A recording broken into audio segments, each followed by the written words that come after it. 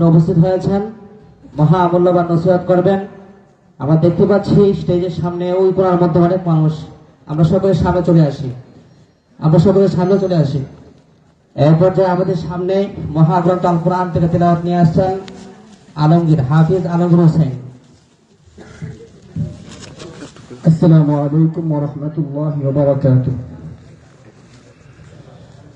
আউযু বিল্লাহি মিনাশ শাইতানির রাজীম। বিসমিল্লাহির রাহমানির রাহিম।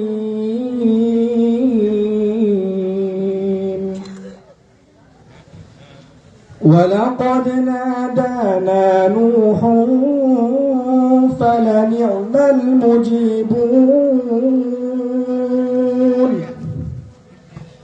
ونجيناه وأهله من الكرب العظيم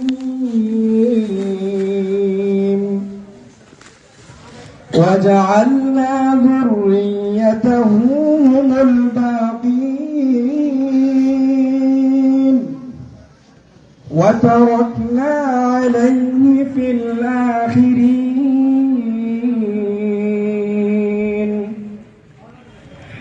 سلام على نوح في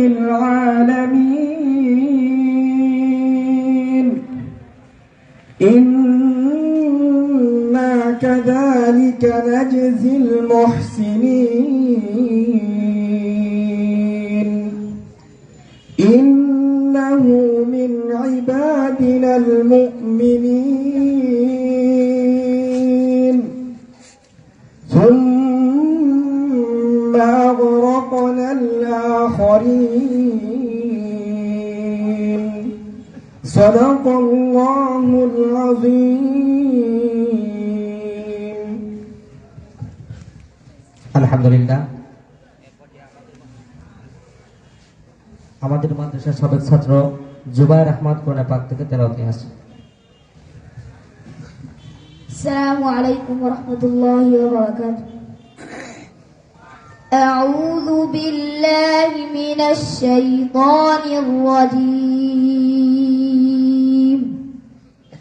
বিসমিল্লাহির রাহমানির রাহিম।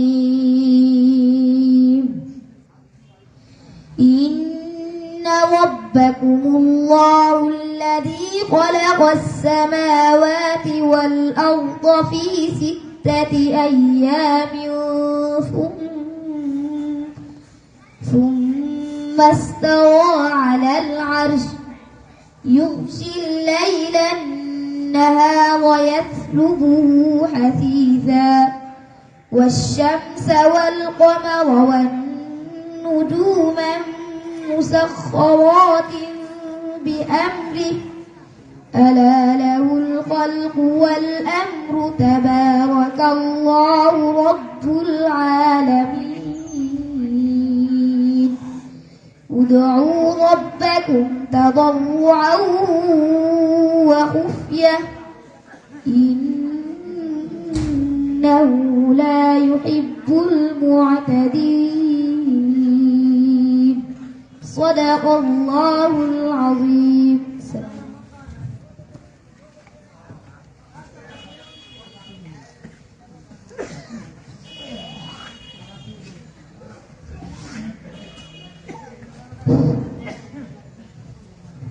আলহামদুলিল্লাহ, আমরা কোরআন পাক থেকে তেলাওয়াত শুনছিলাম।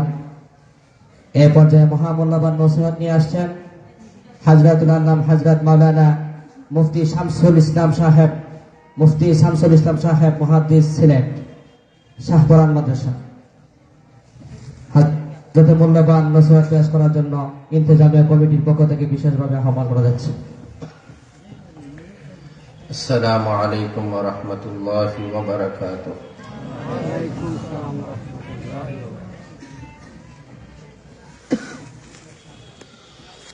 الحمد لله وكفى وسلام على عباده الذين اصطفى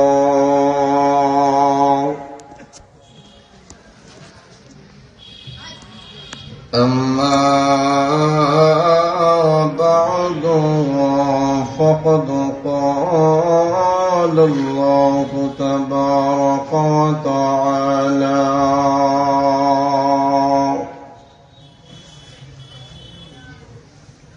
في كلامه المجيد والفرقانه الحميد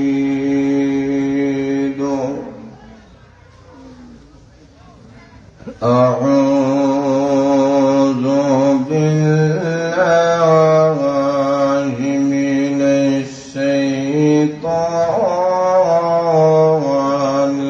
الرجيم بسم الله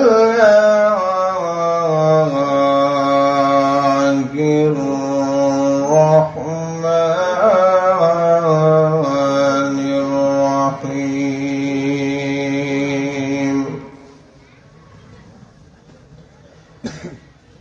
وما خلقت الجن والإنس إلا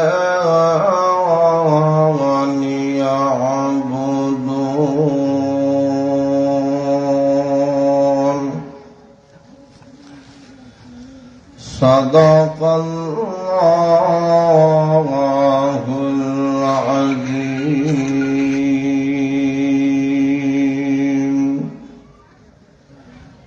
আমরা সবাই মহব্বতের সাথে আন্তরিকতার সাথে দুরূদ শরীফ পড়ি সাল্লাল্লাহু আলা সাইয়্যিদিনা মাওলানা মুহাম্মদ ওয়া আলা আলিহি ওয়া আসহাবিহি ওয়া সাল্লাম صلى الله على سيدنا ومولانا محمد وعلى آله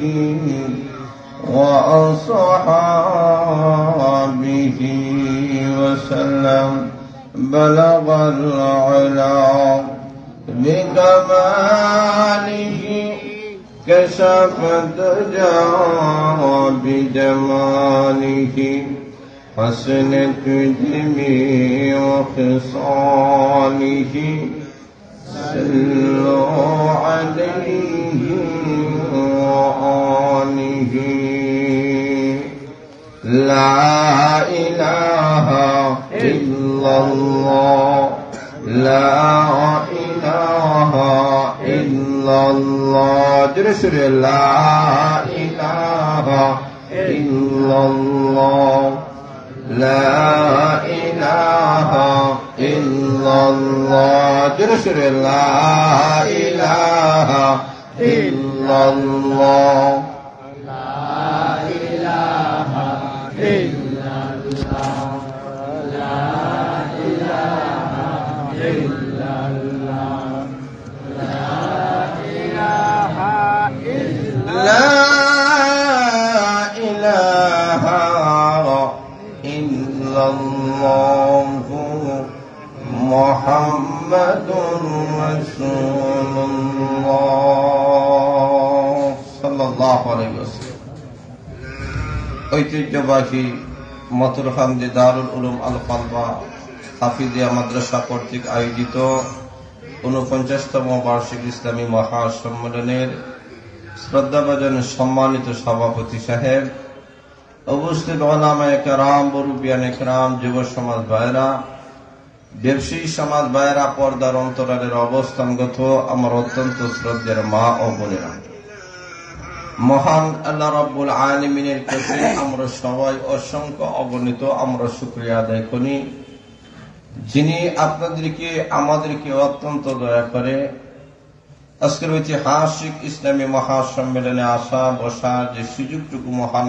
আল্লাহ আমাদেরকে দান করেছেন, আমরা সবাই অন্তরের অন্তঃস্থল থেকে আমরা কলিমাতুশ শুকর আদায় করি, সবাই বলে আলহামদুলিল্লাহ। এতগুলা মানুষ কিন্তু আওয়াজে বোঝা যায় আসলে আপনারা সবাই খুশি হন নাই। খুশি না বেজা? খুশির আওয়াজ কি আপনাদের এলাকায় আস্তে আস্তে হয় না জোরে জোরে হয়? একটু বলিষ্ঠ আওয়াজে আকাশকে বাতাসকে মুখরিত করে একসাথে এক সুরে সবাই বলেন আলহামদুলিল্লাহ। এখনো পর্যন্ত ওই রকম আওয়াজ হয় নাই, ওই পর্যন্ত আওয়াজ হয় নাই। বিশ্বকাপ ফুটবলে গোল দিলে যেই পরিমাণ আওয়াজ হয়, জোরে বলেন ঠিক না বেঠিক? রাত 12টা হোক 1টা হোক, গভীর রাত্রিতে এমন আওয়াজ শোনা যায়, বোঝা যায় বোম ফুটে গেছে, জোরে বলেন ঠিক না বেঠিক? ও মুসলমান জাতিরা, আমরা ইমানদার জাতি, মুসলমান জাতি, জোরে বলেন ঠিক না বেঠিক? আমাদের কাছে আর কোন অস্ত্র নাই, আর কোন খামান নাই, আর কোন তরবারি নাই। আমাদের কাছে একটাই অস্ত্র, একটাই তসবিহ, সেটাই হচ্ছে আল্লাহু আকবার। আর জোরে বলেন আল্লাহু আকবার। একটা মাত্র আওয়াজ, আল্লাহু আকবারের ধ্বনি। আল্লাহু আকবার মানে হচ্ছে আল্লাহ সবচেয়ে, আরো জোরে বলেন, সবাই বলেন। আজকে লক্ষ্য করে দেখেন, আমরা মুসলমান জাতি, ইমানদার জাতি, আমাদের কাছে টাকার কথা হলো আল্লাহর 30 পারা কালাম। কথা বলেন ঠিক না? আজকে ওই কালামকে আমরা ছেড়ে দিছি, অথচ এই পৃথিবীতে আল্লাহর এমন প্রিয় বান্দারা দুনিয়া থেকে চলে গেছেন, এরা দুনিয়াতে আল্লাহর কালাম তেলাওয়াত করছেন। আকাশের ফেরেশতারা তাদের সাথে মুসাফাহা করার জন্য প্রতিযোগিতা শুরু করে দিয়েছে। সবাই বলেন না সুবহানাল্লাহ? আরো জোরে বলেন সুবহানাল্লাহ। এমন কিছু আল্লাহর প্রিয় বান্দারা দুনিয়া থেকে চলে গেছে। আল্লাহর নবীর একজন সাহাবী, যার নাম উসাইদ ইবনে হুযাইর রাদিয়াল্লাহু তাআলা, উনি ওনার ঘরে বসে আল্লাহর কালাম কোরআন সূরা বাকারা তেলাওয়াত করতেছেন। মাঝে মাঝে সুবহানাল্লাহ আলহামদুলিল্লাহ বললে বড় খুশি লাগে। বলতে রাজি আছেন ইনশাআল্লাহ? আরো জোরে বলেন ইনশাআল্লাহ। উসাইদ বিন হুযাইর রাদিয়াল্লাহু তাআলা সূরা বাকারা তেলাওয়াত করতেছে। ওনার তেলাওয়াত শুনে ঘোড়া লাফানো শুরু করছে। আর আসতে বলেন সুবহানাল্লাহ। উনি তেলাওয়াত যতক্ষণ করেন ঘোড়ায় লাফায়, তেলাওয়াত বন্ধ, ঘোড়া লাফানি বন্ধ। এক পর্যায়ে উনি আশ্চর্যান্বিত হয়ে গেলেন, টেনশনে পড়ে গেলেন। একটা আশ্চর্য হলো ঘোড়া কেন লাফায়। 2 নম্বর টেনশন হলো ঘোড়ার কাছে ওনার একজন সন্তান ছিল, ছোট বাচ্চা। তো উনি চিন্তা করছেন, ঘোড়া যেইভাবে লাফাচ্ছে এইভাবে যদি লাফায় আমার সন্তান ভিটা বানাইয়া ছাড়বে। জোরে বলে ঠিক না বেঠিক? এমনি উসাইদ বিন হুযাইর রাদিয়াল্লাহু তাআলা আশ্চর্যান্বিত হয়ে গেলেন। আমি আল্লাহর কালাম তেলাওয়াত করি, ওই গুণাটা আল্লাহ পায়, কিন্তু তেলাওয়াত বন্ধ করে দিলে আল্লাহ পায় না। কারণটা কি? সন্তানের ভালোবাসায়, সন্তানের মহব্বতে তেলাওয়াত বন্ধ করে সন্তানটাকে কাছে নিয়ে এসেছেন। ফরদিন আল্লাহ নবীর সুররিক রাহমাতুল্লাহ কাছে গিয়ে বলেন, ইয়া রাসূলুল্লাহ, ইয়া হাবিবাল্লাহ, আল্লাহ নবীজি আমি এইভাবে আল্লাহর কালাম সূরাতুল বাকারা যখন তেলাওয়াত করে গোড়া লাফানো শুরু করে, এরপরে যখন বন্ধ করে লাফানো বন্ধ করে, এমন একটা রহস্যময় ঘটনা ঘটে গেল, আমি তো বুঝতে পারি নাই। আল্লাহর নবী মুস্কি হাসি দিয়ে বলেন, ওরে উসাইদ বিন হুযাইর, চিন্তা করিও না, ঘাবড়াইও না। তুমি জানোনি জিবরাইল আমাকে জানাইয়া দিয়েছে গত রজনীতে আল্লাহর কালাম যে তুমি তেলাওয়াত করেছিলে, তোমার তেলাওয়াত শুনে আকাশের ফেরেশতারা প্রতিযোগিতা শুরু করে দিয়েছে তোমার সঙ্গে মুসাফা করার জন্য। রে উসাইদ বিন হুযাইর, তুমি যদি আল্লাহর কালাম তেলাওয়াত করা বন্ধ না করতা, তাহলে আকাশের ফেরেশতারা আসিয়া তোমার সঙ্গে মুসাফা করত, পৃথিবীর সকল মানুষগুলা ফেরেশতাদেরকে দেখতে হইত। এমন আল্লাহর বান্দারা এই দুনিয়া থেকে চলে গেছে, তার তেলাওয়াত করছেন জমিনে, আকাশে খবর হয়ে গেছে। আর আসতে বলেন সুবহানাল্লাহ। আল্লাহ বলেন, এই আসমান আর জমিন, চন্দ্র সূর্য গ্রহ নক্ষত্রগুলা ততদিন পর্যন্ত পৃথিবীর মধ্যে চলবে, আল্লাহর সৃষ্টির নিজাম ততদিন পর্যন্ত চলবে যতদিন পর্যন্ত আল্লাহর জমিনে আল্লাহর কালাম তেলাওয়াত জারি থাকবে। যারা বলেন ঠিক না ঠিক? তেলাওয়াত বন্ধ, আল্লাহর নাম লড়ানোর লোক যখন দুনিয়াতে থাকবে না, আল্লাহ বলেন আসমান জমিনের নিজাম টিকা রাখবে না, মাহফিল চলবে, প্যান্ডেল থাকবে। যারা বলেন ঠিক না ঠিক? মাহফিল শেষ হয়ে যাবে, প্যান্ডেল স্টেজ কোনো কিছুই থাকবে না। যারা বলেন ঠিক না ঠিক? আল্লাহ বলেন, চন্দ্র সূর্য গ্রহ নক্ষত্র পাহাড় পর্বত নদী নাদা ঘোড়া গোটা পৃথিবীতে আমি আল্লাহ সৃষ্টি করেছি। আমার কোরআন যতদিন তেলাওয়াত হবে, আমার আলোচনা যতদিন পৃথিবীর মধ্যে হবে, আসমান জমিন টিকে থাকবে, আলোচনা বন্ধ হবে, আকাশের মালিক বলেন তামাম পৃথিবী ধ্বংস হয়ে যাবে। যারা বলেন ঠিক না ঠিক?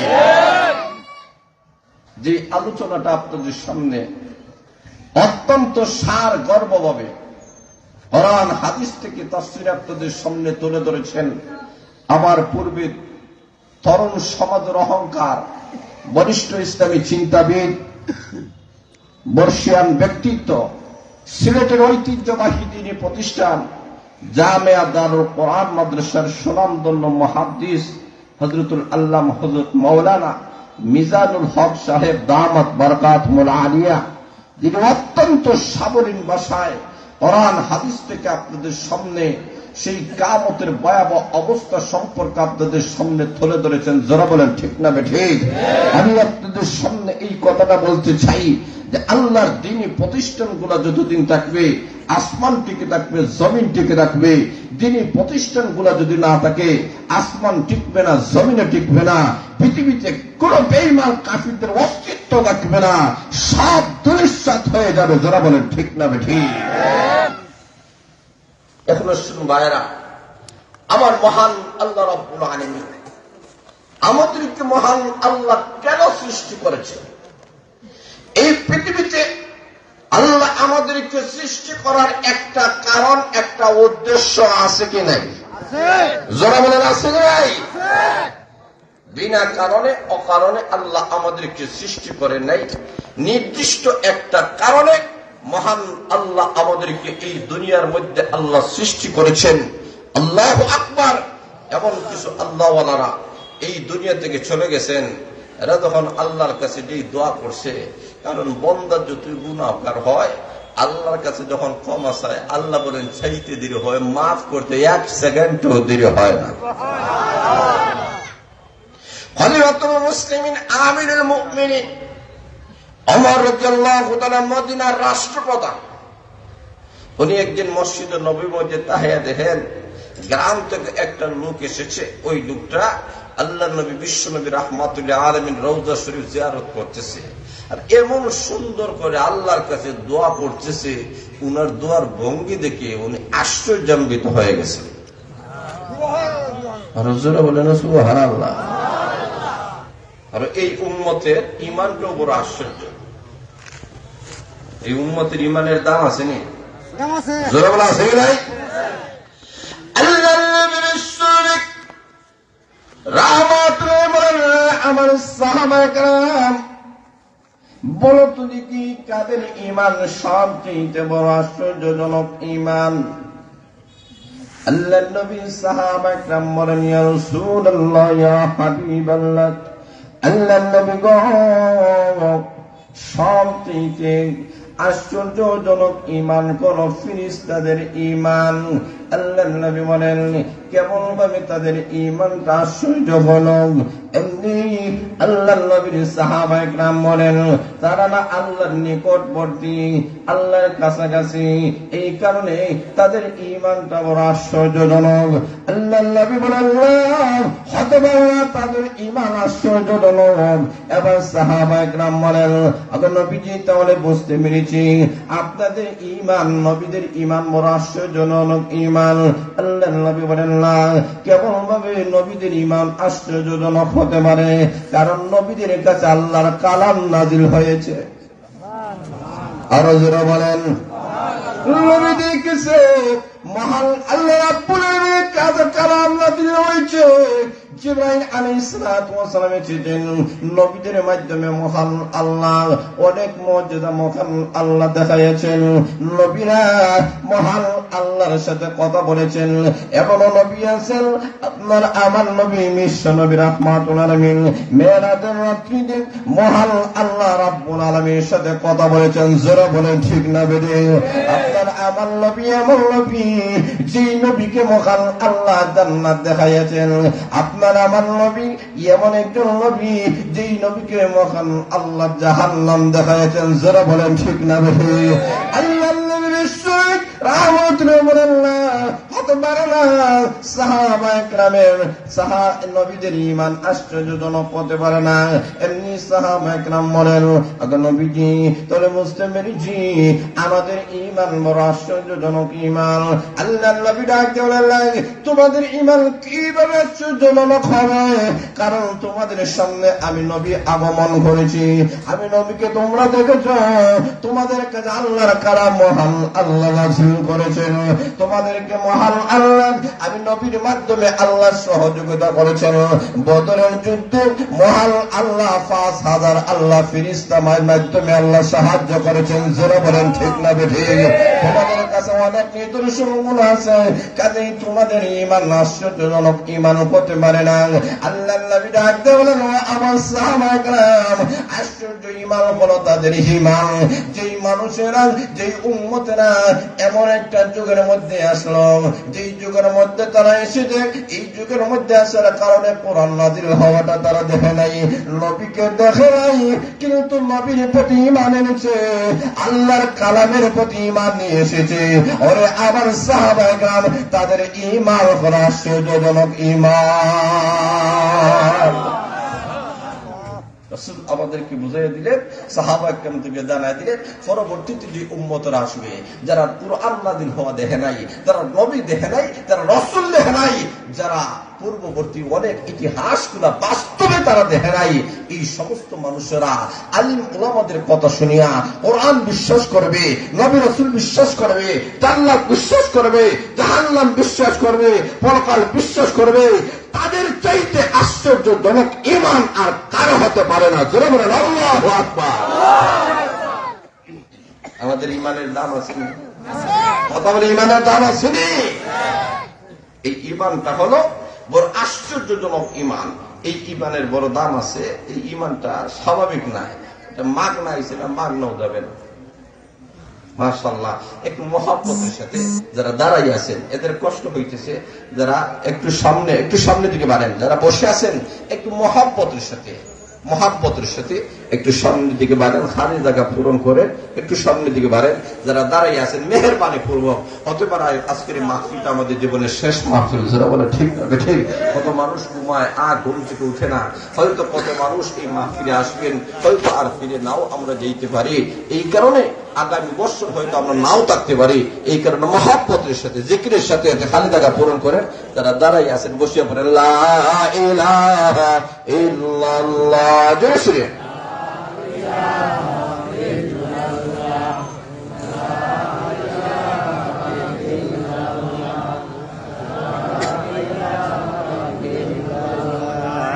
লা ইলাহা ইল্লাল্লাহ, জোরে সুরে। লা ইলাহা ইল্লাল্লাহ, লা ইলাহা ইল্লাল্লাহু মুহাম্মাদুর রাসূলুল্লাহ সাল্লাল্লাহু আলাইহি ওয়াসাল্লাম। এখন আসুন ভাইরা, মহান আল্লাহ রাব্বুল আলামিন এই উম্মতের নাম, এই উম্মতের সম্মান মর্যাদা মহান আল্লাহ বাড়াইয়া দিয়েছেন। আল্লাহর নবী বিশ্বনবী রাহমাতুল্লাহ বলেন, আমার উম্মতেরা তোমরা যদি সুন্দরভাবে ওযু করো, এই উম্মতের এতই দাম। আল্লাহর নবী বলেন, তোমরা যখন ওযু করবা, ওযু করতে গিয়া তোমরা যখন হাত ধুইবা, হাত দ্বারা যত গুনাহ করেছো আল্লাহ সব গুনাহ জড়াইয়া দিবে। আল্লাহর নবী বলেন, এইভাবে যখন তুমি মুখ ধৌত করলা, মুখ দ্বারা যত গুনাহ করেছো সকল গুনাহগুলো মহান আল্লাহ ঝরাইয়া দিবে। মাথা যখন ধৌত করেছো, মাথা দ্বারা যত গুনাহ করেছো সব গুনাহগুলো ঝরাইয়া দেবে।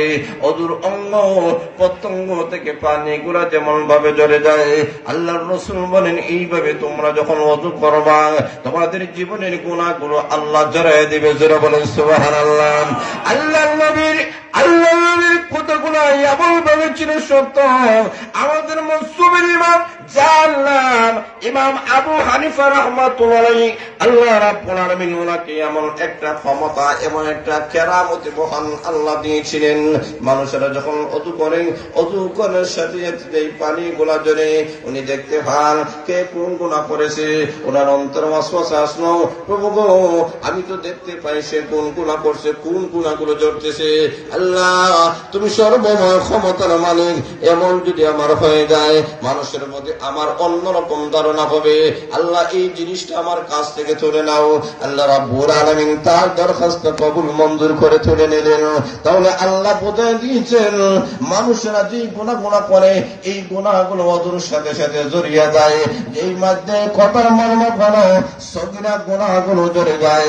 ওই বান্দা বান্দি যখন ওযু করার সাথে সাথে তাদের দিনে তওবা করে মহান আল্লাহ তাদের কবিরা গুনাহ মাফ করে দেন। আল্লাহর নবী বিশ্বনবী রাহমাতুল্লাহ বলেন, রে আমার উম্মতেরা ওযু করার পরে কিছু পানি নিয়ে পশ্চিম দিক দিয়া তোমরা তাকাইয়া যদি আশহাদু আল্লাহ এই দোয়াটা যদি পড়তে পারো, আল্লাহর রাসূল বলেন একটা দুইটা নয়, জান্নাতের 8টা দরজা আল্লাহ খুলে দেয়। আল্লাহর নবী বলেন, যেই দরজা দিয়ে ইচ্ছা প্রত্যেকটি দরজা থেকে তোমার জন্য আহ্বান করা হয়। বাল্লা বাল্লিরা আমি আর দরজা দিয়া প্রবেশ করো। আল্লাহর রাসূল বলেন, যেই দরজা দিয়ে ইচ্ছা ওই দরজা দিয়ে আল্লাহ তুমি জান্নাতের মেহমান হয়ে যাইবা। আল্লাহর নবী বিশ্বনবী রাহমাতুল আমিন ঘোষণা করেছেন, এইভাবে ও দুনিয়ার মানুষেরা মহান আল্লাহ তোমাদেরকে ইবাদতের জন্য দুনিয়াতে পাঠাইছেন। আল্লাহর নবী রে আমার উম্মতরা তোমরা যদি আমি রাসূলের দুরূদ শরীফ পাঠ করো, দুরূদ শরীফ পাঠ করলে মহান আল্লাহ রাব্বুল আমিন তোমাদের উপরে 10টা রহমত নাযিল করবে। আর আসতে বলেন সুবহানাল্লাহ।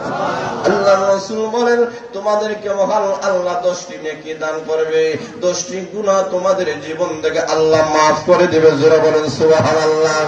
আল্লাহর নবী বিশ্বনবী রাহমাতুল্লাহ এইভাবে আমলের কথা আমাদের সামনে তুলে ধরেছেন।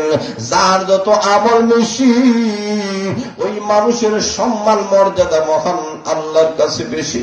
আল্লাহ বলেন আল্লাহ ওয়ালাদের কারণে আমি আল্লাহ আসমান আর জমিন আমি আল্লাহ ঠিকায় রেখেছি। ওরে বান্দা বান্দিরা, জীবন ভর গুনাহ করেছো, নাফরমানি করেছো, অন্যায় করেছো, নামাজ পড়তে পারো নাই, তেলাওয়াত করতে পারো নাই, জিকির আজকার করতে পারো নাই, মাহফিলে এসে জাহান্নামের কথা শুনেছো, চোখ থেকে জোরে জোরে তুমি পালাইছো, ওই চোখের পানির কারণে জাহান্নামের আগুন আমি আল্লাহ হারাম করে দিয়েছি। সুবহানাল্লাহ। আবার যতই গুনাহ করো না কেন আল্লাহর কাছে বলো, আমার মহান আল্লাহ বলেন বান্দা বান্দিরা রে, তুমি গুনাহগার, আমি আল্লাহ মাফ করে নেওয়ালা। এখনো শুনবায় না? হযরত ওমর রাদিয়াল্লাহু আনহু তাকায়া দেখেন, গ্রাম্য একজন মানুষ বিশ্ব নবীর রওজা মোবারক জিয়ারত করে হাত তুলে মহান আল্লাহর কাছে দরখাস্ত শুরু করে দিয়েছে। আল্লাহর কাছে বলে, রব্বুল আলামিন, আর রব্বুল আলামিন, আমি গোলাম তোমার গোলাম। আরো জোরে বলেন, আমরা কার গোলাম? আরো জোরে বলেন, আল্লাহ। আল্লাহ, আমি গোলাম তোমার গোলাম। আর ওই যে আমার সামনে যিনি বিশ্ব নবী রাহমাতুল আলামিন, উনি কয়েছেন আপনার হাবিব, আপনার বন্ধু। আর আরেকটা আছে মিস্টার ইবলিস। এই আমাদের বন্ধু না শত্রু? আরো জোরে বলেন, হ্যাঁ বইও না। যাও কি বাড়িতে গেলে ওয়াজ শোনা যায়, জোরে বলেন ঠিক না বে ঠিক? বললাম না, যাও কি বাড়িতে গেলে ওয়াজ শুনতে পারবা, অসুবিধা নেই, যাও। মিস্টার ইবলিস চায় না মাহফিলে বসতে, জোরে বলেন ঠিক না বে ঠিক? ওই গ্রাম্য মানুষ আল্লাহর কাছে আমি তোমার গোলাম, আর উনি হয়েছেন তোমার বন্ধু, তোমার হাবিব। আর একটা আছে মিস্টার ইবলিস, প্রভু গো, আমি গুনাহ করে করে আমার জীবন ধ্বংস করে দিয়েছি। আল্লাহ, গুনার দিকে তাকাইলে জাহান্নামে যাওয়া ছাড়া কোনো গতি নেই। আল্লাহ, জাহান্নামের লাকড়ি না আমি হয়ে গেলাম, দুনিয়ার আগুন সহ্য করতে পারি না, জাহান্নামের আগুন আমি কিভাবে সহ্য করব? আল্লাহ, আমি ক্ষতির মধ্যে পড়ে গেলাম। প্রভু, তুমি যদি আবার জীবনের গুনাহ যদি তুমি মাফ করে দাও গো, তোমার নবী বিশ্ব নবী খুশি হবে, উনি আনন্দিত হবে, কিন্তু মিস্টার ইবলিস বেজার হবে। আরো জোরে বলেন। আর যদি তোমার গুনাহগার বান্দাকে যদি তুমি মাফ করে না দাও, তোমার নবীর মনটা বড় খারাপ হবে, তোমার নবী ব্যতীত হবে, মিস্টার ইবলিস খুশি হবে। আর মাফ করে দিলে তোমার নবী খুশি হবেন, মিস্টার ইবলিস বেজার হবে। আল্লাহ, তুমি বলো কি করবা? তোমার নবীরে খুশি করবা না ইবলিসরে খুশি করবা? সুবহানাল্লাহ। দোয়ার বঙ্কিটা বুঝছেন নি? কথা বুঝছেন না? আল্লাহরে বলতেছে, আল্লাহ তোমার নবীরে খুশি করতে চাও না শয়তানরে খুশি করতে চাও। এর মানে হচ্ছে আল্লাহ তো চাইবে না তার নবী বেজার হোক। জোরে বলে না সুবহানাল্লাহ। আল্লাহ কি চাইবে নবী বেজার হোক? জোরে বলে চাইবে? তার বঙ্গির দোয়ার মর্মই হচ্ছে নবীর উসিলায় যেন আল্লাহ আমার মতো পাপীকে মাফ করে দেয়। সুবহানাল্লাহ। প্রভু আল্লাহ তোমার সর্বময় ক্ষমতার মালিক, তোমার নবীকে তুমি খুশি করবা, শয়তানের মুখটা তুমি কালো করে ফেলো। শুধুমাত্র তাই নয়, লোকটা বেড়ে আর মক্কা নগরীতে আমরা দেখেছি কোন সর্দার যদি মারা যায় তাকে দাফন করার পরে তার লাশটা দাফন করার পরে তার যে গোলামটা আছে ওই গোলামটাকে নিয়ে কবরের সামনে বলা হয়, সরদারের উসিলায় তাকে আজাদ করে দিলাম। এর মানে হলো উনি না লিডার ছিলেন, নেতা ছিলেন, তার উসিলায় তাকে আজাদ করে দিলাম। আবার কেমন তোমার বন্ধু বিশ্ব রাহমাতুল আলামিন হয়েছেন আমাদের জন্য মডেল, আমাদের জন্য নেতা। জোরে বলেন ঠিক না ঠিক? মুসলমান জাতির নেতা আল্লাহর নবী, বিশ্ব নবী। আর্জেন্টিনা, ব্রাজিল মুসলমানের মডেল হতে পারে না। জোরে বলেন ঠিক না ঠিক? এগুলো মডেল না, বিশ্ব নবী মডেল। লোকটা বলে রব্বুল আলামিন তোমার নবীর উসিলায় আমার জীবনের গুনাহগুলো তুমি মাফ করে দাও। খলিফাতুল মুসলিমিন আমিনুল মুমিনিন ওমর রাদিয়াল্লাহু তাআলা তার দোয়ার বঙ্গি শুনেন উনি আশ্চর্যান্বিত হয়ে গেলেন। এত সুন্দর দোয়া আমি জীবনে অনেক দোয়া করলাম, কত মানুষের দোয়ার মধ্যে শরীক হইলাম, কিন্তু গ্রাম্য লোকটা এত সুন্দর ভঙ্গিতে আল্লাহর কাছে দোয়া করতেছে। খলিফাতুল মুসলিমিন আমিনুল মুমিনিন বলেন রব্বুল আলামিন ওই গ্রাম্য লোকটা যেই ভঙ্গিতে তোমার কাছে দোয়া করতেছে আমি ওই ভঙ্গিতে তোমার কাছে দোয়া করি, আমারও দোয়া কবুল মঞ্জুর করে না। গ্রাম্য মানুষ হতে পারে কিন্তু তার দোয়ার ভঙ্গিটা বড় উত্তম। মানুষরা বলে ঠিক না ঠিক? আল্লাহ বলে বন্দা যতই গুনাহ করে না কেন, এই বন্দাটা যখন আল্লাহর কাছাকাছি চলে যায়, আল্লাহ ডাক দেখো যতই গুনাহ করো, যদিও গুনাহগার, কিন্তু মহান আল্লাহ আছেন গফফার। বলেন ঠিক না বেঠি? আল্লাহ বলেন ইমানদার অবস্থায় যদি তোমার মরণ হয়, একটা হলো ইমানদার অবস্থা, ইবাদতওয়ালা অবস্থায় তোমার মরণ, আরেকটা হলো বেঈমান কাফির অবস্থায় মরণ। দুইটা মরণে, দুইটা কবরে সমান না বেশ কম? আরো জোরে বলেন। একজন ইমানদার লোক তার মরণের সময় যখন হয়, জান্নাত থেকে রেশমি কাপড় নিয়ে ফেরেশতারা 70,000 ফেরেশতারা আগমন করতে থাকে। লাইন দুইটা, একজনের পিছনে আরেকজন, একজনের পিছনে আরেকজন, 70,000 ফেরেশতারা আসিয়া তাদের লিডার হলেন আজরাইল আলাইহিস সালাম, জান্নাতি রেশমি কাপড় নিয়ে আসিয়া ডাক দেহ তোমার জানটা বাহির করে ওই জান্নাতি রেশমি রুমালে রেখে দেওয়া হবে, তোমার ঠিকানা হবে 7 আকাশের উপরে ইল্লিয়িনে। তখন লোকটাকে বলা হবে জান্নাত যাবে, ওই জান্নাত ওই তাই নাকি? বলে আর দেরি করতে চাই না, এই নাপাক দুনিয়ায় থাকতে চাই না, আমাকে জান্নাতে নিয়ে চলো। জানটা যখন কবজ হয়ে যায়, ফেরেশতারা এই জানটাকে নিয়ে আকাশের দিকে রওনা করে। প্রথম আকাশের মধ্যে গিয়া দরজা আছে, দরজার মধ্যে ফেরেশতা নক করে। ফেরেশতা দামন ফেরেশতা আমি ফেরেশতা, কেন হইছো? অমুকের ছেলে অমুকের জান নিয়ে আইছে। কেন? বলে গেটটা করে দাও, উপর দিক দিয়ে নিয়ে যেতে চাই।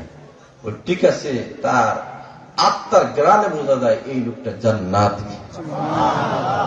প্রথম গেট করে দেওয়া হয়, দ্বিতীয় গেইটে দেওয়ার পরে আবারও পারমিশন চাওয়া হয়। এইভাবে 7টা গেইটে পারমিশন চাওয়া হয়।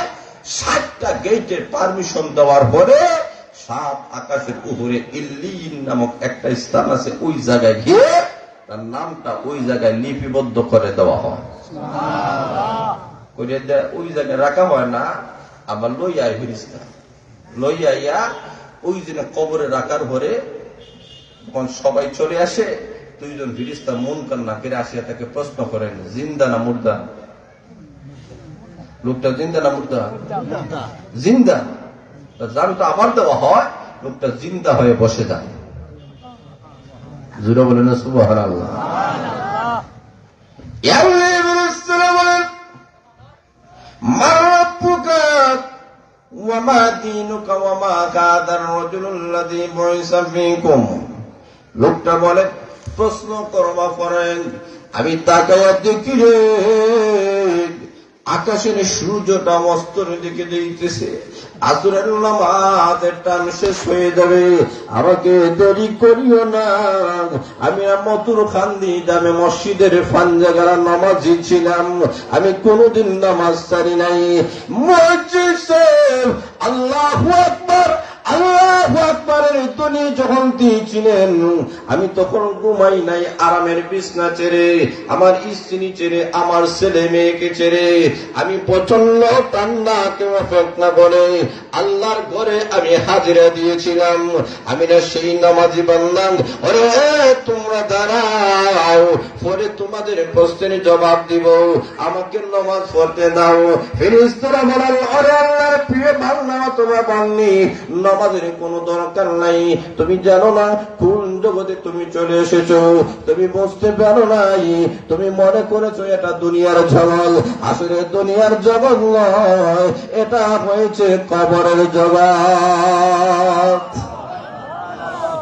এমনি লোকটা বলবেন, তাই নাকি? বলে হ্যাঁ। তাহলে ঠিক আছে, প্রশ্ন করো। 3টা প্রশ্ন করা হবে। আল্লাহ নবী বলেন, লোকটা যেহেতু নামাজি ছিল, 3টি প্রশ্নের জবাব দিয়ে দিবে। আল্লাহ ঘোষণা করবেন, জান্নাতি লেবাস পরিধান করাইয়া দাও, জান্নাতি বিছানা বিছাইয়া দাও, কবর থেকে জান্নাত পর্যন্ত একটা লাইন করে দাও। এখন জান্নাতের সুগ্রাণ ওই জায়গা থেকে পাইতেছে। আল্লাহ রাব্বুল আলামিন কাছে দরখাস্ত করবেন, আর রব্বুল আলামিন এই কবর জগতে থাকতে আমাদের মন চায় না, জান্নাতের এত সুঘ্রাণ লাগতেছে, জান্নাতের হাওয়া বাতাস গুলো আমার শরীরে রাখতেছে। রব্বুল আলামিন এই জায়গায় আমি কেন থাকবা? আমি কে সরাসরি জান্নাতের ভিতরে ঢুকাইয়া দাও। জান্নাতের লাখ নিয়ামত এই জায়গা থেকে আমি শুধুমাত্র দেখতেছি। এই মাধ্যমে যদি এতই আনন্দ লাগে, এতই খুশি লাগে, এতই সুখ লাগে, সরাসরি জান্নাতের ভিতরে ঢুকলে কতই না আনন্দ হবে, কতই না ভালো হবে। আল্লাহ ডাক দিয়ে বলবেন, ফেরেশতারা আমার বান্দাটাকে জানাইয়া দাও, এখনো পর্যন্ত হাসরের মাঠ কায়েম হয় নাই। হাসরের মাঠ কায়েম না হওয়া পর্যন্ত আমি আল্লাহ না জান্নাতে দিব না। তাহলে এই বান্দা যে তাড়াতাড়ি করতেছে, আল্লাহ ডাক দিয়া বলেন, ফেরেশতারা এই বান্দা তো দুনিয়া থাকা অবস্থায় তাসবিহওয়ালা ছিল, সুবহানাল্লাহ বলতে বলা ছিল, আলহামদুলিল্লাহ বলতে বলা ছিল, আল্লাহু আকবার বলতে বলা ছিল। এই বান্দার হাতে দুনিয়াতে তাসবিহ ছিল। ও ফেরেশতারা কবর জগতের মধ্যে আমার বান্দার হাতে জান্নাতে তাসবিহ তুলে দাও। তারা তো তাসবিহ দেব, তাসবিহ করার গুণ আসেনি? জোরে বলেন, আসেনি? ওই জায়গায় তাসবিহ দেওয়া হবে। এখন তাসবিহ লইয়া সুবহানাল্লাহ সুবহানাল্লাহ পড়া শুরু করবে। এই জায়গায় পড়ার কোন দাম আসেনি? কবরের জগতে পড়ার দাম আছে? সুবহানাল্লাহ সুবহানাল্লাহ পড়বো, হঠাৎ করে তাসবিহটা ছিঁড়ে যাবে। যেই ছিঁড়ে যাইবে লজ্জিত হয়ে যাবে। আল্লাহ আল্লাহ একটা তাসবিহ সিন্ধি, কত সুন্দর তাসবিহটা ছিঁড়ে গেল। এখন দানাগুলা তালাশ করতেছে, দানাগুলা তালাশ করতেছে। একটা তালাশ করে ঢুকায়, সুতার ভিতরে ঢুকায়, তালাশ করে ঢুকায়, তালাশ করে ঢুকায়। এইভাবে তাসবিহর দানা বরে শেষ করবে, হাসরের মাঠ কায়েম হয়ে যাবে।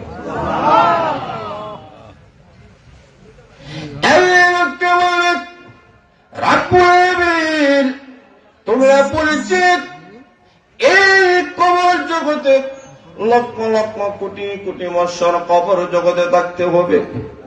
রব্বুল আলামিন তোমরা বলেছ এই কবর জগৎ লম্বা একটা জিন্দেগি, আমি এখনো পর্যন্ত তাসবিহের দানাগুলা ভিতরে ঢুকাইতে পারি নাই, তাসবিহ কমপ্লিট করতে পারি নাই। হাসরের মাঠ কায়েম হয়ে গেছে।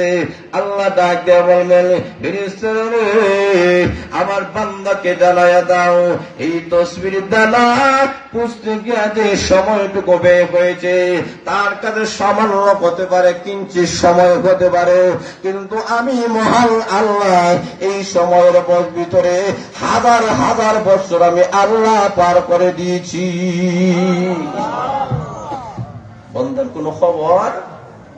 কথা বলেন, খবর আরো জোরে বলেন। আল্লাহর উদ্দেশ্য হলো যে তুমি নেকদার বান্দা, তার সময় ফাঁস হইতেছে না, একটা কাজে লাগাইয়া আল্লাহ সময়টা ফাঁস করে দিলেন। আরো আসতে বলেন সুবহানাল্লাহ। তাহলে বোঝা গেল ইমানদারের মৃত্যু, ইমানদারের কবর জগৎ একরকম।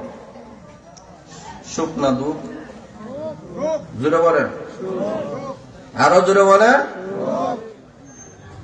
পক্ষান্তরে বেঈমান কাফিরদের মৃত্যুটাও ভিন্ন রকম হবে, কবর জগতের অবস্থা ভিন্ন রকম হবে। কবরের মধ্যে যখন রাখা হবে, তিনটি প্রশ্নের জবাব যখন দিতে পারবে না, এই লোকটা দেখবে তার কবরটা জাহান্নামের গর্ত হয়ে গেছে। আসতে বলেন নাউজুবিল্লাহ, আরো জোরে বলেন। কারণ মৃত্যুটা যদি ভালো না হয়, এই পৃথিবী থেকে এমন অনেক আল্লাহওয়ালারা দুনিয়া থেকে চলে গেছে, আকাশ থেকে চিঠি এসেছে আল্লাহর পক্ষ থেকে। আরো আসতে বলে সুবহানাল্লাহ। এমন কিছু আল্লাহওয়ালারাও দুনিয়া থেকে চলে গেছে। ওমর ইবনে আব্দুল আজিজ রাহমাতুল্লাহ আলাইহি, ওরে ইন্তেকাল হয়ে গেছে, ওনাকে কাফন দাফন করা হবে। জানাজার নামাজ হয়ে কবরটাকে, লাশটাকে কবরের দিকে নিয়ে যাওয়া হইতেছে। হঠাৎ করে দেখা যায় উপর দিক থেকে একটা চিঠির মতো, খামের মতো একটা কাগজ আসতেছে, এসে এসে ওনার লাশের উপরে পড়ে গেছে। আর আসতে বলেন সুবহানাল্লাহ। লোকেরা ডরাইয়া গেছে, শূন্যস্থান থেকে খাম রয়েছে, ডরাইয়া গেছে। ধরবে কি ধরবে না, ধরবে কি ধরবে না। আল্লাহ ধরো, চিঠি ধরা হয়েছে। চিঠি খুলে লেখা দেখা গেল, এখানে লেখা আছে আল্লাহ তার জিন্দিগির গুনাহ মাফ করে দিচ্ছে। শুধুমাত্র ওই চিঠির মধ্যে লেখা আছে ওমর ইবনে আব্দুল আজিজকে কবরের মধ্যে যখন দাফন করবারে এই চিঠিটা তার সঙ্গে দিয়ে দিও। হাসরের ময়দানে উনি যখন উঠবেন, আল্লাহ যখন জিজ্ঞেস করবেন কি নিয়ে এসেছো, কোন আমল নিয়ে এসেছো। ওমর ইবনে আব্দুল আজিজ এমন একজন আল্লাহওয়ালা একজন বাদশা ছিলেন, এমন একজন আল্লাহওয়ালা একজন বুজুর্গ ছিলেন। উনার জামানার মধ্যে এতই ন্যায় ইনসাফ ছিল, যা আমরা বলি বাঘে এবং বকরি এক কাটে পানি খাইছে। জোরে বলেন ঠিক না ঠিক? এমন একটা ইনসাফ, এমন একটা সুন্দর আদর্শ উনি দেখাইয়া গিয়েছিলেন। খেলাফতের দায়িত্ব নেওয়ার পরে স্ত্রীকে ডাক দেয়, বলেন প্রাণের স্ত্রী, খেলাফতের দায়িত্ব আমার কাছে এসেছে, আমি রাষ্ট্র পরিচালনা করব। সুন্দরভাবে করতে গিয়ে যদি তোমার হক আদায় করতে না পারি, প্রাণের স্ত্রী, আমি তোমাকে অবসর দিয়ে দেই, আমার কাছ থেকে চিরকালের জন্য তোমাকে বিদায় দিয়ে দেই। কারণ তোমার কিয়ামতের কঠিন ময়দানে তুমি স্ত্রী আমার বিরুদ্ধে মামলা করবা, আমি আসামির কাঠ গড়ায় আমি দাঁড়াইয়া যাব, হতে পারে না, তোমাকে চিরকালের জন্য বিদায় দিয়ে দেই। উনি ইঙ্গিতের মাধ্যমে কি বুঝাইয়াছেন? স্ত্রী বড় বুদ্ধিমতী ছিলেন। স্ত্রী ডাক দিয়ে আমি বুঝতে পেরেছি, খেলাফতের দায়িত্ব পালন করতে গিয়াম, রাষ্ট্র পরিচালনা করতে গিয়াম হয়তো আমার হক আপনি পরিপূর্ণভাবে দিতে পারবেন না। এই কারণে আপনি আশঙ্কার মধ্যে পড়ে আমাকে চিরকালের জন্য বিদায় দিতে চান। আমার প্রাণের স্বামী, ঘাবড়াবেন না, মনক্ষুণ্ণ হবেন না, আমি কোনোদিন আমার হকের জন্য আপনার কাছে কোনোদিন আবদার করব না। এমনি উনি বলেন, অবশ্যই শুনলেন, আমার যত অলংকার আছে সবগুলা দিনের রাস্তায় আমি দিয়ে দিলাম। আর আসতে বলেন সুবহানাল্লাহ। আমার যত অলংকার আছে আমি সবগুলা দিনের রাস্তায়, আল্লাহর রাস্তায় আমি দিয়ে দিলাম। আপনার স্বামী হাসরের ময়দানে কিয়ামতের কঠিন ময়দানে আমি আশাবাদী আমার মহান আল্লাহ আপনাকে জান্নাতের মেহমান করবেন। স্বামী গো, কিয়ামতের কঠিন ময়দানে স্ত্রীর অধিকার নিয়ে আপনার সঙ্গে যেন আমি জান্নাতের মেহমান হতে পারি। কেমন ভাবে তারা আল্লাহ বলা ছিলেন, কেমন ভাবে তারা ফরেজগার ছিলেন। এমন অনেক মহিলারা এই দুনিয়া থেকে চলে গেছেন, তারা পরকাল চাইছেন। বাদশাহ হারুন রশিদ তার স্ত্রী উনি বিবাহ করবেন, স্ত্রী ডাক দিয়ে বলেন আমার মোহর দেওয়া লাগবে না, মোহরে কোনো টাকা পয়সা লাগবে না, শুধুমাত্র মদিনা থেকে একটা খাল খনন করে দেন গো, যাতে জনগণের ফায়দা হয়, এটা আমার মোহর হয়ে যাবে। আল্লাহ ওয়ালারা যারা এই বান্দা এবং বান্দিরা দুনিয়াকে মাইনাস করছে, দুনিয়াকে তারা ধরেন নাই, দুনিয়ার লোভ লালসা তাদের অন্তরে ছিল না, তাদের অন্তরে ছিল আল্লাহ এবং তার রাসূলের ভালোবাসা, পরকালের ভালোবাসা। জোরে বলেন ঠিক না বেঠিক? আল্লাহ দুনিয়ার উম্মতেরা, এই দুনিয়ার মহাব্বতী কোন সমস্ত গুনার মূল, গুনার মগজ। জোরে বলেন ঠিক না বেঠিক? এই দুনিয়ার ভালোবাসা যার অন্তরে যত বেশি, এই মানুষগুলা পরকালের ক্ষতির মধ্যে পড়বে তত বেশি। আল্লাহ আমাদেরকে দুনিয়ার জন্য আল্লাহ বানান নাই, খাওয়ার জন্য আল্লাহ আমাদেরকে বানান নাই, ঘুমানোর জন্য আল্লাহ আমাদেরকে বানান নাই, আল্লাহ রং তামাশার জন্য আমাদেরকে বানান নাই। তবে মহান আল্লাহ আমাদেরকে কেন খানাম বানাইয়াছেন? আল্লাহ বলেন বান্দা বান্দিনরে, আমি আল্লাহ তোমাদেরকে বানাইয়াছি একমাত্র আমার জমিনে আমার গোলামি চলবে। এই জমিন কার? আল্লাহ। জোরে বলেন কার? আল্লাহ। আকাশ কার? আল্লাহ। আরো জোরে বলেন কার? এই জায়গায় গোলামি চলবে কার? আল্লাহ। আরো জোরে বলেন কার? আল্লাহ বলেন আমি আল্লাহর গোলামি এই জমিনের মধ্যে চলবে। আর দুনিয়ার মানুষেরা দুনিয়ার রং তামাশা ভাইয়া, দুনিয়ার তুচ্ছ তাচ্ছিল্য একটা জিন্দগি ভাইয়া, আমি মহান আল্লাহকে ভুলে যাইও না। যারা ইবাদত বন্দি করো না, এরা ইবাদত বন্দি করো, আর যারা ইবাদত বন্দি করবা নিজেকে বড় মনে করে না, মনে করে না আমি বড় আমলওয়ালা। জোরে বলো ঠিক না বেঠিক? কারণ তুমি এই অহংকার আনলে অহংকার পতনে। আরো জোরে বলেন, তুমি যত বড় আলিম হও, তুমি যত বড় ইবাদতওয়ালা হও না কেন, কিন্তু অহংকার চলে আসে। যেমনি ভাবে মিস্টার ইবলিস ধ্বংস হয়েছে। জোরে বলেন ঠিক না বেঠিক? কিয়ামত পর্যন্ত যারা ইবাদত করবে কিন্তু রিয়া সহ, অহংকার সহ, এই মানুষটা পতনের মূল হবে। জোরে বলেন ঠিক না বেঠিক? এটাই হচ্ছে তার পতনের কারণ। এরকম অনেক দুনিয়াতে বড় বড় উঁচা পায়ের মানুষ এমনও দুনিয়া থেকে চলে গেছে, এরা বড় ডিগ্রি আছে, বড় উঁচা পায়ের আছে, কিন্তু অহংকার আসার কারণে একেবারে নিচে চলে গেছে। আরো জোরে বলেন। এমন একজন ছিলেন আবু আব্দুল্লাহ আন্দলুসি রহমাতুল্লাহ আলাইহি। ইয়ে তো বড়ই একজন আলিম ছিলেন। ওই যুগের জুনাইদ বাগদাদি রহমাতুল্লাহ আলাইহি ওই যুগের শ্রেষ্ঠ একজন ওলি ছিলেন, আল্লাহওয়ালা ছিলেন। ওনার চাইতে উনি বড় মাপের ওলি ছিলেন। সুবহানাল্লাহ নাই? জোরে বলেন সুবহানাল্লাহ। আবু আব্দুল্লাহ আন্দলুসি রহমাতুল্লাহ আলাইহি, আল্লাহু আকবার, তাকে এতই মাকাম মহান আল্লাহ দিয়েছিলেন। হাজার হাজার মুরিদ, হাজার হাজার ছাত্র। ওনার ইলমের ভায়াও বেশি, আমলও বেশি। একবার উনি সফর করতেছেন, এই সফরের জন্য বাগদাদি রহমাতুল্লাহ আলাইহি ছিলেন। এক জায়গা থেকে আগের জায়গায় যাবেন, রাস্তার মধ্যে যাওয়ার পরে তাদের নামাজের টাইম হয়ে গেছে। তখন ওযু করবেন, নামাজ পড়বেন। ওযু করার জন্য পানি দরকার আছে কি নাই? হুজুরা বলে আছে কি নাই? আছে। এখন পানি দ্বারা ওযু করবেন, গ্যাসের একটা কুয়ার কাছে গিয়া দেখেন, ওই কুয়া থেকে পানি তুলবেন, পানি দ্বারা ওযু করবেন। কুয়ার কাছে গেছে, গিয়া দেখে খ্রিস্টান একটা মহিলা, একটা যুবতী মহিলা শুয়োরকে ওই জায়গাতে থেকে পানি পান করাচ্ছে। অর্থাৎ এই শুয়োরের রাহালে একটা খ্রিস্টান মহিলা করতেছে। তখন ওনার অন্তরে একবার আসলো, আমি বড়দিন দা ঘোরা আল্লাহ না, সাধারণ না, এ আমার চিত্তে নিকৃষ্ট, শুয়োর পরিচালনা করে, শুয়োরের রাহালি করে। এতটুকু ওনার অন্তরে চলে এসেছে। আল্লাহ ডাক দেওয়া হয়, এই অহংকার তার পতনের কারণ হয়ে দাঁড়াইয়াছে। কথা বলে ঠিক নেই? আরো যারা বলে ঠিক নেবে ঠিক।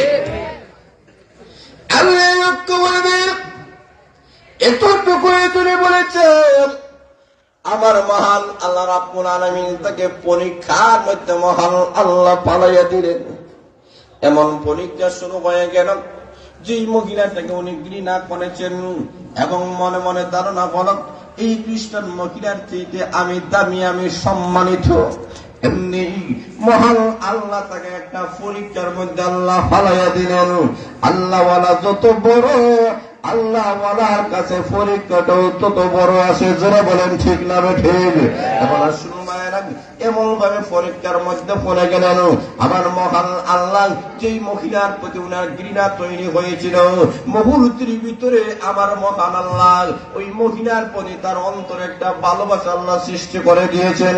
এমন ভাবে যুবতী মহিলার প্রতি উনি আকৃষ্ট হয়ে গেলেন, এমন ভাবে তাকাচ্ছেন, চোখ আর ফিরায় না। মুরিদরা ডাক দিয়ে বলে, ছাত্ররা বলেন, হুজুর গো, ওই খ্রিস্টান যুবতী মহিলার দিকে আপনি কেন বারবার তাকান? তাকানোর কারণ কি? আপনি তো কোন মহিলার দিকে তাকান না, ব্যাপারটা কি? উনি পরিষ্কার ভাবে বলে দিলেন, তোমরা বুঝবা না, আমি ওই মহিলার প্রতি আকৃষ্ট হয়ে গেছি, আমি ওই মহিলাকে ভালোবাসি। বলেন ভালোবাসে, খ্রিস্টান মহিলাকে ভালোবাসে। মুরিদেরা হয় আল্লাহ, এই কোন অবস্থা? আমাদের পীর সাহেবের এই দোষাটা কেন? পীর সাহেব যদি বেপথ হয়, মুরিদেরও বেপথ হয়ে যায়। যারা বলে ঠিক না ঠিক? তারা দেখো ব্যাপারটাকে বলে, ব্যাপারে বলে তাহলে চলেন না, যাব না, আমাকে ওই জায়গায় রাখিয়া তোমরা চলে যাও।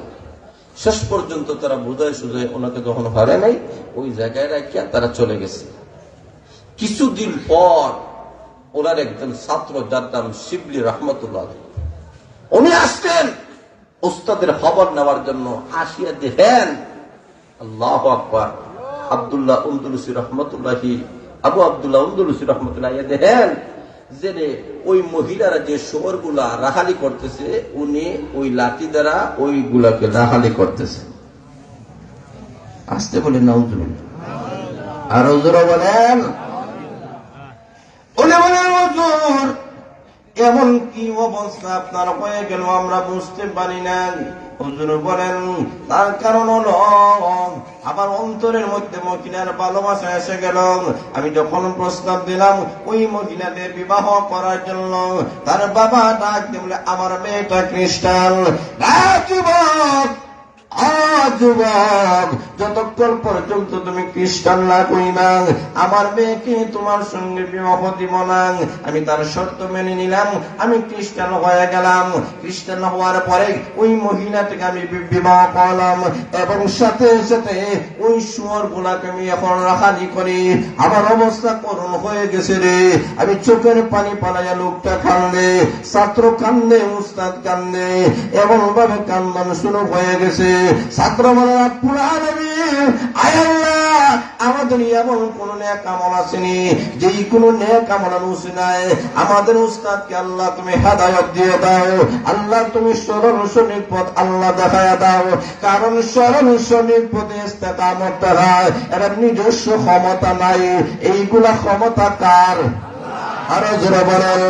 এই কারণে দোয়া করবেন, রব্বানা লা তুযিগ কুলুবানা বা'দা ইয হাদাইতানা ওয়া হাব লানা মিন লাদুনকা রাহমা। জোরে বলেন ঠিক না বেটি? রব্বুল আলামিন হেদায়েত দেওয়ার পরে আল্লাহ আর গোমরাহ করিও না। যদি তুমি গোমরাহ করে বলো, তবে তো আমার যাবার আর কোনো জায়গা নাই। এমনি লক্ষ্য করে দেখেন, এবং কথাগুলো যখন বলা শুরু করেছেন, আমি খ্রিস্টান হয়ে গেছি, এখন ছাত্র ডাক দিয়ে বলেন, হুজুর গো, আপনি না হাফিজে কোরআন ছিলেন, আল্লাহর কালাম মুখস্থ ছিল, আল্লাহর কালামের আয়াতগুলো আপনার মুখস্থ আসেনি?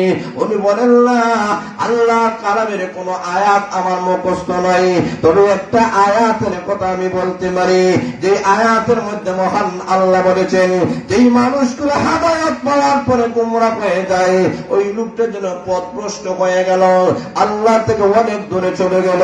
আমি বুঝতে বুঝতে পেরেছি, এই আয়াতের মাধ্যমে বুঝতে পেরেছি আমি অনেক পথ প্রশ্ন হয়ে গেছি, আল্লাহ থেকে দূরে চলে গেছি। শুধুমাত্র তাই নয়, দুষ্ট ছাত্রদের হুজুর আপনার আমার এক হাদিস আপনার মুখস্থ ছিল মতন সহ সনদ সহ। হুজুর হাদিসগুলোর মধ্যে থেকে কোন হাদিস আপনার মুখস্থ আসেনি? উনি বলেন একটা মাত্র হাদিস মুখস্থ আছে। সেই হাদিসটা হলো আল্লাহর নবী বলেছেন, যেই লোকটা মুসলমান হওয়ার পরে আবার বেঈমান কাফির হয়ে যায়, সে মুরতাদ হয়ে যায়। মুরতাদ হয়ে গেল তাকে যেখানে পাইবা সেখানে হত্যা করবা। জোরে বলেন, আর জোরে বলেন, তাকে হত্যা করবার। এই হাদিসটা আমার মনে আছে। এতে বোঝা গেল এই দুনিয়ার জিন্দেগিতে আমি কতল ক্ষমা ছাড়া আমার আর কোনো পথ নাই, পরকাল জাহান্নাম ছাড়া আর কোনো পথ নাই। এখন ছাত্র চোখের পানি বলায় কান্দে বাড়ির দিকে রওনা করেছে। রাস্তার মধ্যে যখন গিয়েছে, হঠাৎ করে তাকায় দেখে একটা নদী তার সামনে ভেসে উঠেছে। নদীর মধ্যে উনার উস্তাদ আবু আব্দুল্লাহ উন্নুস রহমতুল্লাহ গোসল করতেছে। আর আসতে বলে সুবহানাল্লাহ। উনি গোসল করতেছেন। গোসল করার পরে পবিত্র হওয়ার পরে উনি পড়তেছেন আশহাদু আল্লাহ ইলাহা ইল্লাল্লাহ ওয়া আশহাদু আন্না মুহাম্মাদান আবদুহু ওয়া রাসূলুহু। আল্লাহু আকবার। এমনি উনি আল্লাহর কালাম তেলাওয়াত করতেছেন আর আল্লাহর কলিমা তেলাওয়াত করতেছেন। ওই কলিমা পরে উনি মুসলমান হইতেছেন। ছাত্র ডাক দিয়ে বলেন, হুজুর গো, এখন যদি আপনি পবিত্র হয়ে গেছেন, আল্লাহর কালাম তেলাওয়াত করতেছেন, আপনি যদি কলিমা আপনার জবান থেকে উচ্চারিত হইতেছে। উস্তাদ ডাক দিয়ে বলেন, আমার মহান আল্লাহ আমাকে পরীক্ষার মধ্যে ফলাইয়ে দিয়েছিলেন।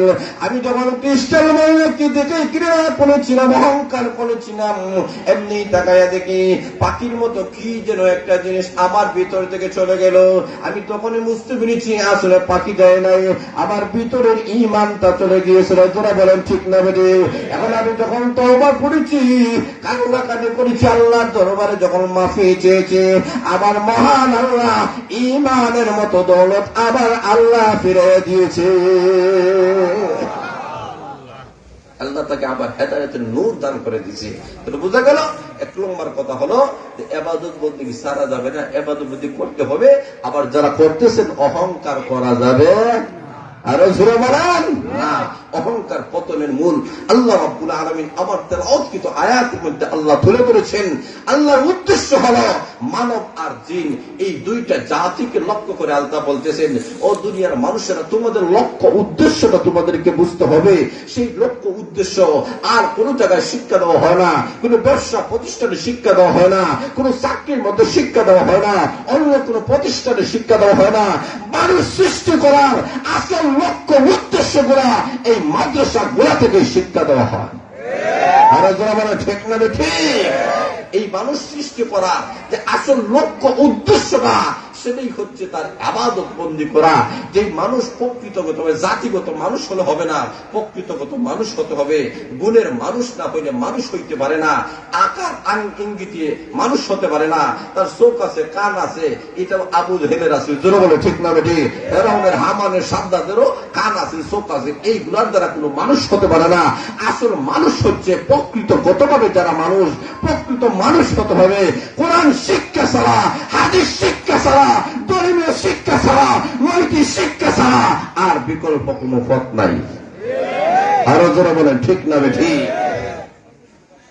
আচ্ছা, যারা দাঁড়াই আছেন ওই সাইডটা তো একটু খালি আছে, আপনারা সাইন নেনি। যারা দাঁড়াই আছেন তারা একটু শুনছে, মনে সাইন নেনি। আপনারা একটু সামনের দিকে বাড়েন, একটু মহব্বতের সাথে বাড়ি, একটু খালি জায়গা পূরণ করা, একটু সামনের দিকে বাড়েন। আমার আলোচনা দিনে করবো না, ওলামা একরাম আসতেছেন, আলোচনা পেশ করবেন, আমি শেষ করে দিচ্ছি। একটু সামনের দিকে বাড়েন, একটু সামনের দিকে মহব্বতের সাথে। তাহলে লক্ষ্য করে দেখেন, আল্লাহ বুঝাতে চায় যে আসল উদ্দেশ্যই হলো পরকাল। কোন কাল? যারা বলেন কোন কাল? পরকাল। আসল উদ্দেশ্য হচ্ছে কিন্তু পরকাল। এই কারণে পরকালের জিন্দেগিটা আমাদের যদি সুন্দর করতে হয়, পরকালের জিন্দেগি যদি আমরা সুখ এবং শান্তি পাইতে চাই, তো এই দুনিয়াটাকে আমরা মাইনাস করতে হবে। মাইনাস করা ছাড়া পরকাল ভাবা যাবে? আরো জোরে বলেন। আমরা দুনিয়ার লস চাই না, আমরা পরকালের লস চাই। জোরে বলেন ঠিক না? আল্লাহ রসুল বলেন কেউ যদি আসরের নামাজ না পড়ে এই দুনিয়ার মধ্যে যা আছে সবগুলা লস হইবে, যা লস হবে এর চেয়ে তার দ্বিগুণ লস হবে। আসরের নামাজ না পড়ে কোনো মানুষ এরকম আফসোস করছেনি? কথা বুঝেন না? 10 টাকা বাজার থেকে বাড়িতে যাইতে আড়াই গেছে, ওই 10 টাকা তালাশ করতে গিয়ে আসরের নামাজ নাই। আরো জোরে বলেন ঠিক না ঠিক? ছেলেরে বাজারে আড়াই গেছে, ছেলেরে খুঁজতে গিয়ে আসরের নামাজ নাই। আল্লাহ রসুল কি বলছেন যে আসমান আর জমিন তার মধ্যখানে যা আছে, ছেলে আসেনি, 10 টাকা আসেনি, দোকান আসেনি, চাকরি আসেনি, ব্যবসা আসেনি, দুনিয়ার সবগুলো আছে। আল্লাহ রসুল বলতেছেন দুনিয়া যা কিছু আছে সবগুলার চাইতে আসরের নামাজ কদা করা এর চাইতে বেশি ক্ষতিদায়ক। জোরে বলে ঠিক না ঠিক? কিন্তু আখিরাতের ক্ষতিটা চায় না, দুনিয়ার ক্ষতি চায়। আর আল্লাহ ওয়ালা যারা এরা চায় দুনিয়ার শরম হোক, লজ্জা হোক, আখিরাত আমার পরিষ্কার হোক। জোরে বলে ঠিক না ঠিক? খলিফাতুল মুসলিমিন আমিরুল মুমিনিন ওমর রাদিয়াল্লাহু তাআলা উনি শুনছেন ওনার সন্তান মদ হয়েছে। ওনার সন্তান কি হয়েছে? মদ হয়েছে। উনি বলেন ওই জায়গার গভর্নরকে বলছেন আমার সন্তান মদ হয়েছে বলে, আচ্ছা বিচার করছেন বলে করছে, কিভাবে করছে? সবাইকে বাহিরে করে আপনার সন্তানকে সম্মানার্থে ঘরের ভিতরে করছে। উনি বলেন হয় নাই। উনি বলেন কি? আরো জোরে বলেন। উনি জনসমক্ষে আনছেন, সাহাবাকে আমি সামনে আনিয়া বেত্রাঘাত করতেছে, এমন ভাবে বাবা হইয়া সন্তানকে আঘাত করতেছে। সর্বশেষ যে আঘাতটা করা হবে, সাহাবাকে আবদার করেন ও আমিরুল মুমিনিন, আমাদের মনে হয় এই আঘাতের মাধ্যমে আপনার সন্তানটা এই দুনিয়া থেকে চিরকালের জন্য বিদায় হয়ে যাবে। কাজে দয়া করে মেহেরবানি করে আপনার আঘাত করবেন না, জোরে আস্তে আঘাত করবেন। হযরত উমর রাদিয়াল্লাহু তাআলা কারো কথা শুনেন না, সর্বশেষ যে আঘাতটা করছে এত জোরে করছে, করতে দেরি হয়েছে, সন্তান মরতে দেরি হয় নাই। আসতে খুব সুবহানাল্লাহ। আমরা তো হুজুরে মাদ্রাসায় না হুজুর হলের কাছে সন্তানকে ফাটাই দিলে একটা বাড়ি মারলে সুবহানাল্লাহ দাকুদা লইয়া। কথা বলে ঠিক না ঠিক? অথচ লক্ষ্য করে দেখেন আপনার সন্তান জন্ম দিতে পারেন, কিন্তু হক্কানি রব্বানি উলামায়ে কেরাম এই মাদ্রাসার উলামায়ে কেরামরা খেয়ে না খেয়ে, বেতন পেয়ে না পেয়ে, ওনাহারে ওতাহারে দেখে আপনার সন্তানগুলোকে জাহান্নামের আযাব থেকে বাঁচানোর শিক্ষা দিচ্ছে। যারা বলেন ঠিক না ঠিক? জাতি গঠন, জাতি তৈরি করা যে শিক্ষা, এই শিক্ষা হচ্ছে মাদ্রাসা শিক্ষা। যারা বলে ঠিক না ঠিক? এই শিক্ষা আল্লাহর দেওয়া শিক্ষা। কার দেওয়া? আর যারা বলে ঠিক না ঠিক? এটা আল্লাহর দেওয়া শিক্ষা। আল্লাহর কালামকে যারা তেলাওয়াত করবে, আল্লাহর কালামকে যারা পৃথিবীর মধ্যে স্থায়ী রাখার জন্য তার জান দিবে, মাল দিবে, কিয়ামতের কঠিন ময়দানে ওই জান মালের বিনিময়ে আল্লাহ তাকে জান্নাতের মেহমান বানাইয়া দিবে। দরকার আছে কি নেই? যারা বলেন আছে কি নাই?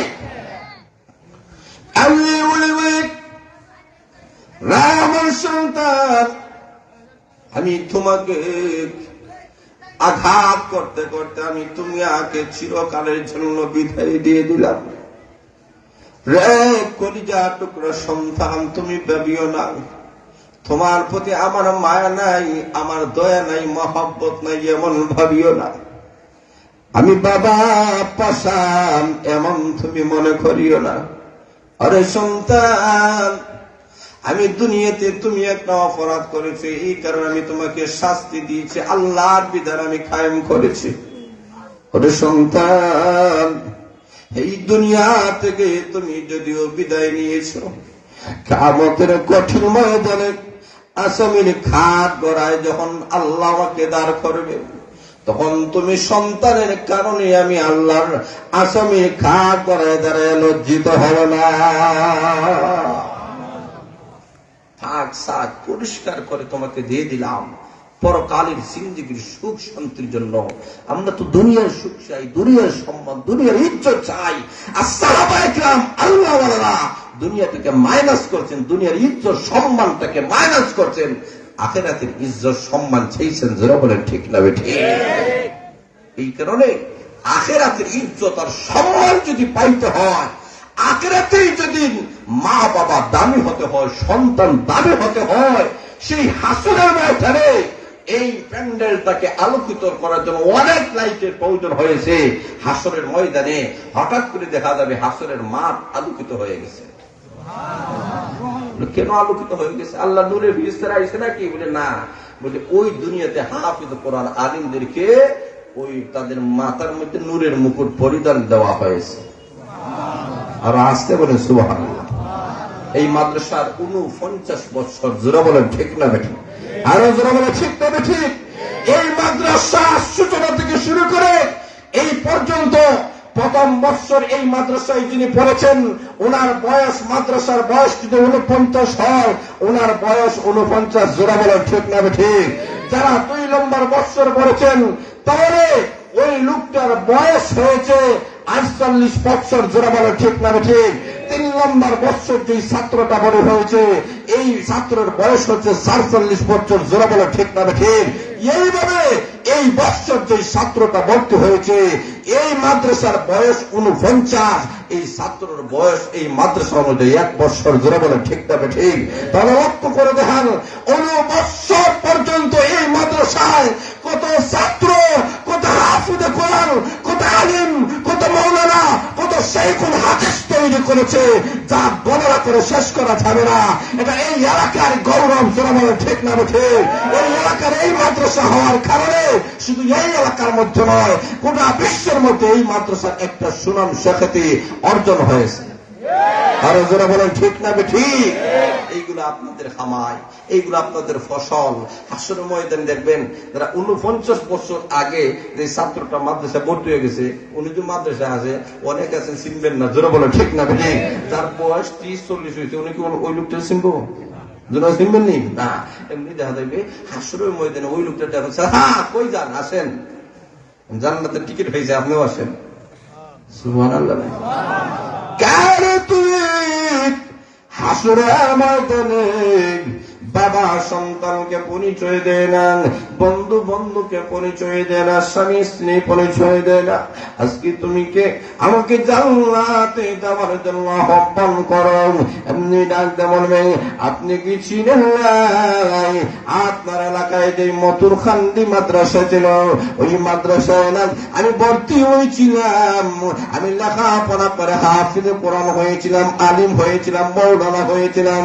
আজকে মহান আল্লাহ আমাকে জান্নাতের টিকিট দিয়েছেন, সার্টিফিকেট দিয়েছেন। আপনার ঘরে লজেন্তে, আপনার এলাকার মধ্যে আপনার টাকা পয়সাতে আমি এত বড় হলাম, আলিম হলাম, জান্নাতের টিকিট হইলাম, আপনাকে এনেকে আমি জান্নাতে যাব, হতে পারে না। আর ওই মানুষগুলাকে আল্লাহ তুমি জান্নাত দিয়ে দাও। 50 বছরের ছাত্রগুলা এলাকার মানুষের জন্য যখন সুপারিশ করবে, আল্লাহ ডাক দিয়ে বলবেন, তোমরা যাদের জন্য সুপারিশ করবা, আমি মহান আল্লাহ তাদেরকেও জান্নাতের মেহমান বানাইয়া দিলাম। দরকার আছে নি? জোরে বলেন আছে কি নাই? এখন শুনুন ভাইরা, সবচেয়ে বড় একটা বিপদ, বিপদটা কি? দুহা। দুহা কাপড় লইয়া যায়, কাপড় লইয়া যায়, মানুষের কাপড় চোপড় যা আছে সবগুলো নষ্ট করে ফেলায়। তখন ঈসা আলাইহিস সালাতু ওয়াস সালামের কাছে উম্মতরা দরখাস্ত করছে, ওই দুহাটা কাপড় নিয়ে কাপড় সবগুলো নষ্ট করে নেয়, আপনি একটু বদ্ধ করেন, লোকটা যেন মারা যায়। আল্লাহ পয়গম্বর হাত তুলে আল্লাহর কাছে দোয়া করছে। নবীর দোয়া কবুল নি? জোরে বলে কবুল নি? আল্লাহর কাছে দোয়া করছে, আল্লাহ কবুল করছে। একটা সাপ ফাটাইয়া দিছে। এখন দোহা গেছে, 3টা রুটি লইয়া নদীর কিনারে গেছে, কাপড় ধুইবে। যেই মাত্র কাঠটিটা খুলবে, সাপও তাকে দংশন করবে। মুখটা খুলছে, ওই দিক দিয়া আল্লাহ ডাক দেখো, আমার একটা রুটি দিবা। আসছে বলে সুবহানাল্লাহ। আচ্ছা রুটি দিবা? যাও দিয়ে দিলাম, খাইতাম না। বলে আবার 3 ভাগের 1 ভাগ বসছে, আরেকটা দিবা নি? যাও দিলাম। 3 ভাগের 2 ভাগ রয়েছে, বাকি রয়েছে কয় ভাগ? জোরে বলো কয় ভাগ? 1 ভাগ। আরেকটা দিবানি? আচ্ছা যাও, ওটাই দিয়ে দিলাম। আসতে বলেন সুবহানাল্লাহ। আরো জোরে বলেন সুবহানাল্লাহ। রুটি দিয়ে দিছে, লোকটা বাড়িতে চলে এসেছে। উম্মতের নবী আপনি না দোয়া করছেন, যদি বললাম না ব্যাপার কি, উনি গেছেন গিয়া হওয়ার ব্যাপার কি, গিয়া দেখেন তার কাটটি খুললে দেখেন সাপ ঠিকই আছে। সাপ আল্লাহ হাঁটাই দিছে, দংশন করবে।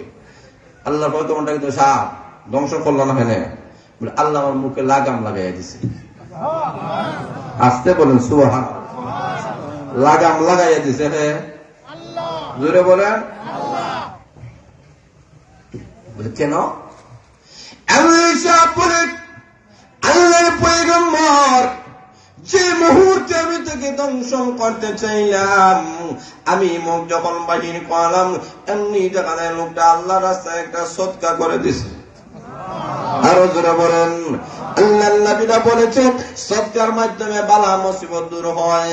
এখন লক্ষ্য করে দেখেন, দান করবে আর তাকে দংশন করবে, এটা কখনো হতে পারে না। জোরে বলেন ঠিক না বেটি? আমি পারলাম না, আমি দ্বিতীয়বার যখন মুখটা তুললাম, তখনই আরেকটা যখন রুটি দান করে দিছি, আল্লাহ আবার লাগাম লাগাইয়া দিছে। আরো জোরে বলেন সুবহানাল্লাহ। তৃতীয়বার যখন ইচ্ছা করলাম তাকে দংশন করার জন্য, আরেকটা রুটি দিয়ে দিয়েছে। আমি জানেননি গো, ওই রুটি গুলো আল্লাহর রাস্তায় দান করার কারণে আমি তাকে ধ্বংস করি নাই। এতেই বোঝা গেল, যারা দান খয়রাত করবে বালা মুসিবত থেকে মহান আল্লাহ উদ্ধার করে দেবে। কি ক্ষমতা খান? জোরে বলেন খান। লক্ষ্য করে দেন, আল্লাহ যুদ্ধের ময়দানে তোমরা সামনা দিবা, এমনি আবু বকর বলেন সব দিয়ে দিলাম, উমর বলেন অর্ধেক, উসমান বলেন 3 ভাগের 1 ভাগ।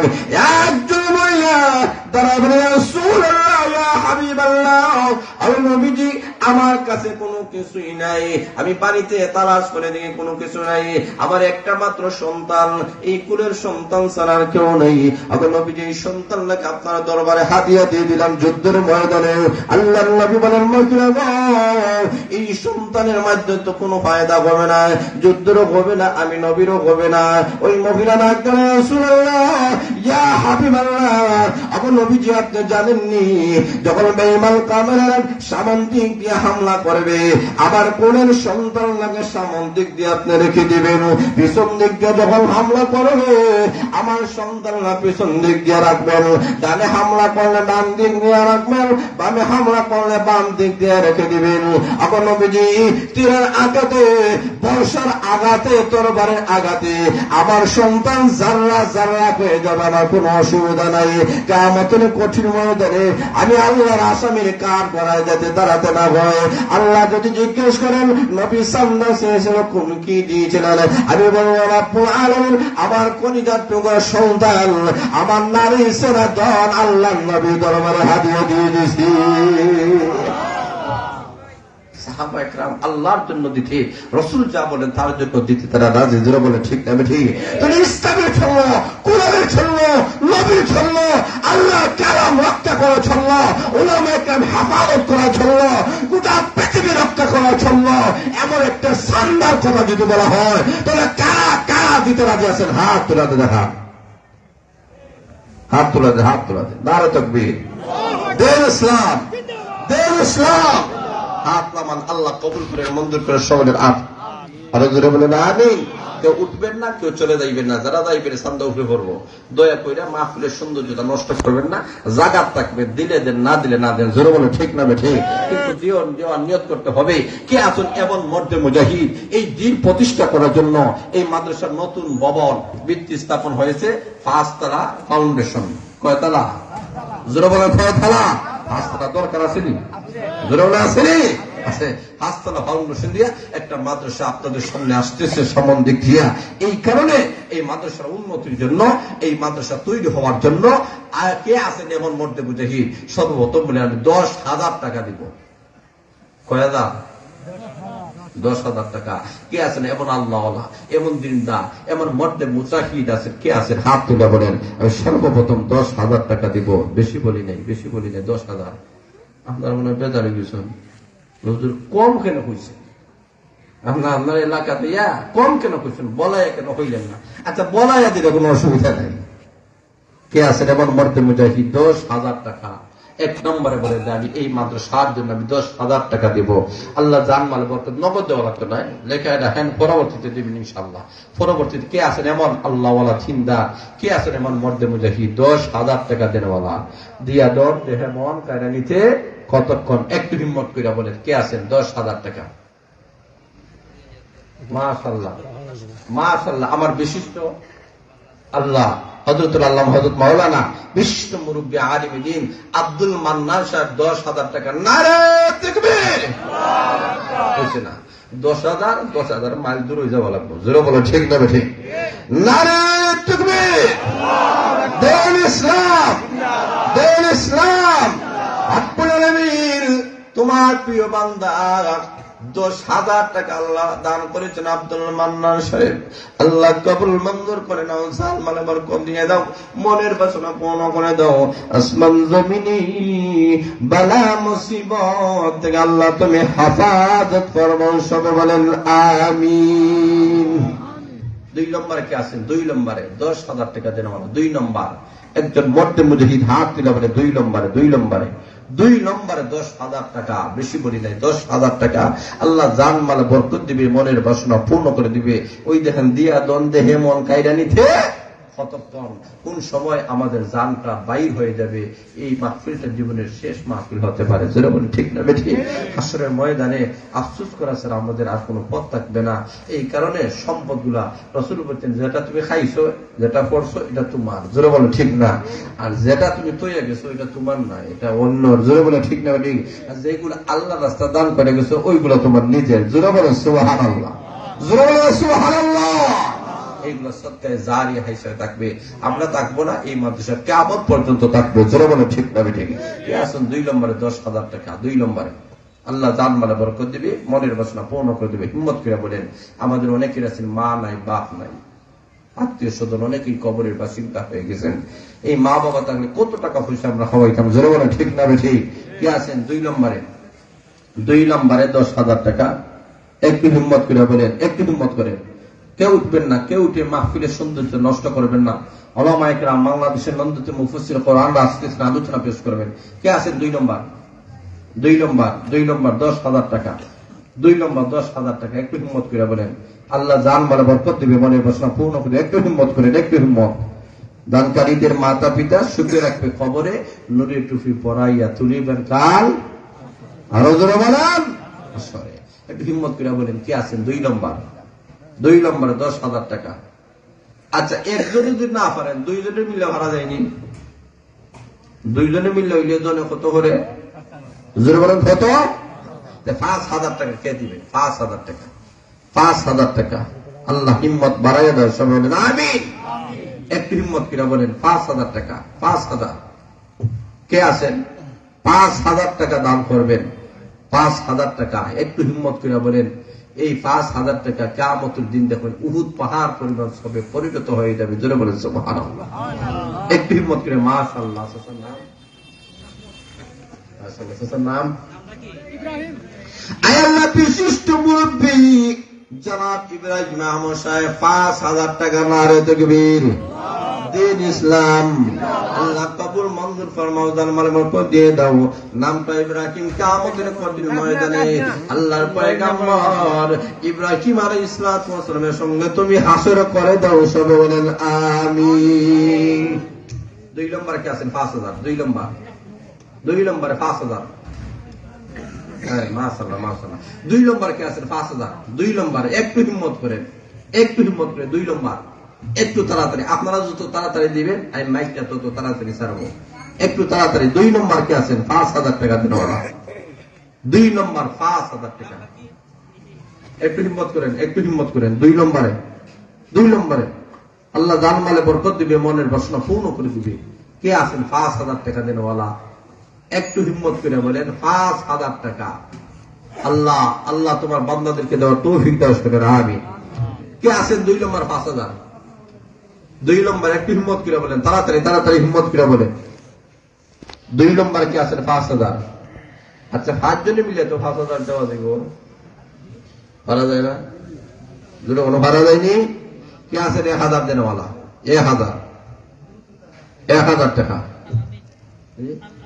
মাশাআল্লাহ আমার ভাই আলামিন আহমদ সাহেব আল্লাহ 1000 টাকা নারে তাকবীর দিন ইসলাম আল্লাহ কবুল মঞ্জুর ফরমাদান মারমাক দিয়ে দাও মনের বাসনা পূর্ণ কথা শুনেন আমিন ইয়া রাব্বাল আলামিন 2 নম্বরে 1000 2 নম্বরে কে আছেন 1000 আয় আল্লাহ বিশিষ্ট মুরব্বী জনাব আবুল বাশার সাহেব 1000 নারে তাকবীর দিন ইসলাম আল্লাহ কবুল মঞ্জুর ফরমাদান মারমাক দিয়ে দাও মনের বাসনা পূর্ণ কথা দাও সবাই বলেন আমিন ইয়া রাব্বাল আলামিন 3 নম্বরে 1000 মাশাআল্লাহ আল্লাহ আবুল বাশার সাহেব 3 নম্বরে 1000 আল্লাহ কবুল মঞ্জুর ফরমাও জান মারমাক দিয়ে দাও মনের বাসনা পূর্ণ কথা শুনে আমিন 4 নম্বর কে আছে 5000 দেনওয়ালা মাশাআল্লাহ সাল্লাল্লাহু আল্লাহ নবাব কোনি সাহেব 2000 টাকা নারে তাকবীর দিন ইসলাম আল্লাহ কবুল মঞ্জুর ফরমাদান মারমাক দিয়ে দাও শুনেন আমিন ইয়া রাব্বাল আলামিন এরপরে কে আল্লাহ জুল্লাস মিয়া সাহেব 2000 নারে তাকবীর দিন ইসলাম আল্লাহ কবুল মঞ্জুর ফরমাদান মারমাক দিয়ে দাও মনের বাসনা পূর্ণ করে শুনে আমিন ইয়া রাব্বাল আলামিন 22000 হইছে বুঝলে কয়হাজার 22000 হইছে না 10 15 16 17000 না কত হাজার হয়েছে কোনো নেই 10,000 5,000 15,000 এরপরে জি ও 21,000 দিচ্ছে জি 22 নম্বরে কে আছে 1000 দেনওয়ালা 22 নম্বরে 1000 দেনওয়ালা আল্লাহ জানমালা বরকত দিবে মনের বাসনা পূর্ণ করে দিবে কে আছেন 22 নম্বরে 1000 টাকা আল্লাহ মনের বাসনা অনেক ব্যবসায়ী আছে অনেক চাকরিজীবী আছেন আবুল কাসেম 1000 নারে তাকবীর দিন ইসলাম আল্লাহ নগদ দিয়ে দিয়েছেন আল্লাহ জান মারমাক দিয়ে দাও মনের বাসনা পূর্ণ শুনেন আমিন ইয়া রাব্বাল আলামিন মাশাআল্লাহ কে শুনছে না আল্লাহ আবুল কাসেম দরুল্লাহ আল্লাহ 1000 টাকা কবুল মঞ্জুর ফরমাদান মারমাক দিয়ে দাও মনের বাসনা পূর্ণ শুনেন আমিন ইয়া রাব্বাল আলামিন 23000 হইছে না এরপরে 24 নম্বর কে আছে 1000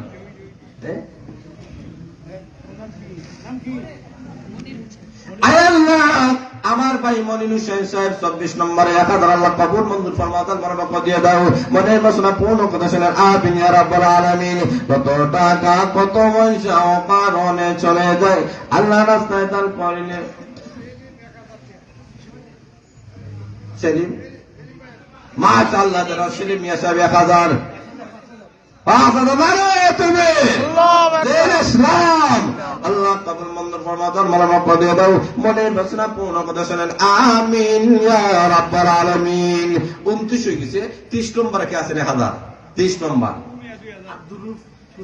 আল্লাহ আব্দুর দুলাল মিয়া সাহেব 1000 নারে তাকবীর আল্লাহ কবুল মঞ্জুর ফরমাদান মারমাক শুনেন আমিন ইয়া রাব্বাল আলামিন 30 এরপরে 30 আচ্ছা 31 নম্বরে কে আছে 1000 31 নম্বর আল্লাহ রঙ্গন মিয়া সাহেব 2000 নারে তাকবীর দিন ইসলাম আল্লাহ রঙ্গন মিয়া সাহেবের হায়াত পরায় জানমালা বরকত দিয়ে দাও মনের বাসনা পূর্ণ শুনেন আমিন ইয়া রাব্বাল আলামিন 33 নম্বরে কে আছে 1000 33 নম্বরে 1000 টাকা দেনওয়ালা একটু হিম্মত করে বলে জানমালা বরকত দিবে মনের বাসনা পূর্ণ করে দিবে 33 নম্বরে 1000 টাকা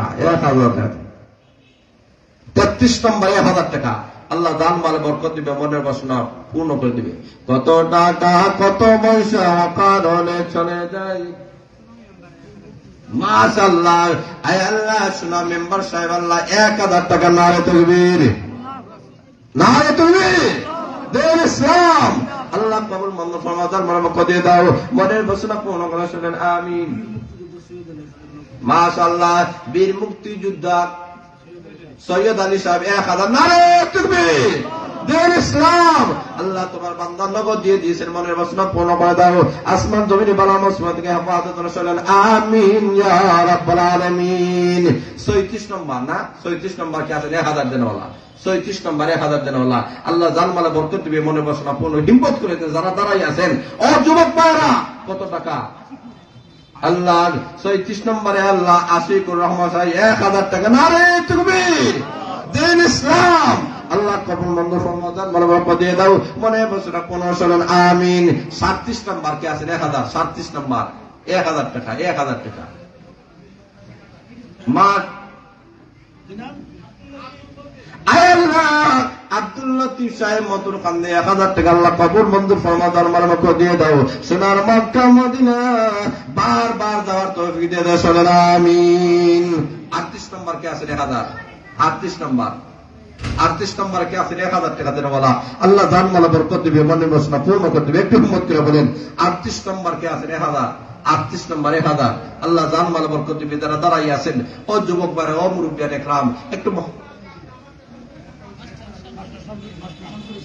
আল্লাহ মাস্টার শামসুল ইসলাম কাফি সাহেব আল্লাহ 1000 আল্লাহ কবুল মঞ্জুর ফরমা দরবার মুখ দিয়ে দাও, মনে বাসনা শুনেন আমিন। আল্লাহ 29 নম্বর আব্দুল জলিল সাহেব, নারে তাকবীর, দিন ইসলাম, আল্লাহ কবুল মঞ্জুর ফরমা দরবার মুখ দিয়ে দাও, মনে বাসনা পূর্ণ করে শুনেন আমিন ইয়া রাব্বাল আলামিন। 40 নম্বর কে আছে 1000? 40 নম্বর, 40 মাশাআল্লাহ। নাম আব্দুল মজিদ। আল্লাহ আমার যুবক ভাই আব্দুল মজিদ সাহেব, আল্লাহ মতুর খান্দালা 1000 নারে তাকবীর, আল্লাহ কবুল মঞ্জুর করে নাও, জান বরকত দিয়ে দাও, মনে বাসনা পূর্ণ করে শুনেন আমিন ইয়া রাব্বাল আলামিন। 41 নম্বর কে আছে 1000? 41 আল্লাহ আল্লাহ জসিম মেস্তুরি সাহেব কিনা 1000 টাকা আল্লাহ কবুল মঞ্জুর ফরমা দরবার মুখ দিয়ে দাও, মনে বাসনা পূর্ণ করে দাও, শুনেন আমিন ইয়া রাব্বাল আলামিন। 42 নম্বর, 42 নম্বর কে আছে? 42 নম্বর। আচ্ছা মাশাআল্লাহ, প্রধান অতিথি সাহেব মুফতি বশির আহমদ সাহেব, বাংলাদেশের নন্দিত মুফাসসির কোরআন, আন্তর্জাতিক খ্যাতি সম্পন্ন ব্যক্তিত্ব হযরতুল আল্লাহ হযরত মাওলানা মুফতি বশির আহমদ সাহেব সুদূর বিবারিয়া থেকে আপনাদের সামনে এই মাহফিলে এসে গেছেন। কিছুক্ষণের ভিতরে হযরতের আলোচনা হবে। আচ্ছা 41 নম্বর না? আচ্ছা, মাদ্রাসার বয়স 49, জোরে বলে ঠিক না? কত বছর? 49। আমি চাই 49 পর্যন্ত কমপক্ষে যাও, চাইনি আপনারা? জোরে বলে চাইনি? 41 শেষ। 42 নম্বর কে আছেন? 42 নম্বর, 42 নম্বর। একটু হিম্মত করে বলেন, একটু হিম্মত করেন, তাড়াতাড়ি তাড়াতাড়ি একটু হিম্মত করেন। মুফতি সাহেব হুজুর আপনাদের সামনে গুরুত্বপূর্ণ আলোচনা পেশ করবেন। কে আছেন? 42 নম্বর, 42 নম্বর। একটু হিম্মত করে বলেন, আল্লাহ জান মালা বরকত দিবে, মনের বাসনা পূর্ণ করে দিবে। একটু হিম্মত করেন, একটু হিম্মত করেন।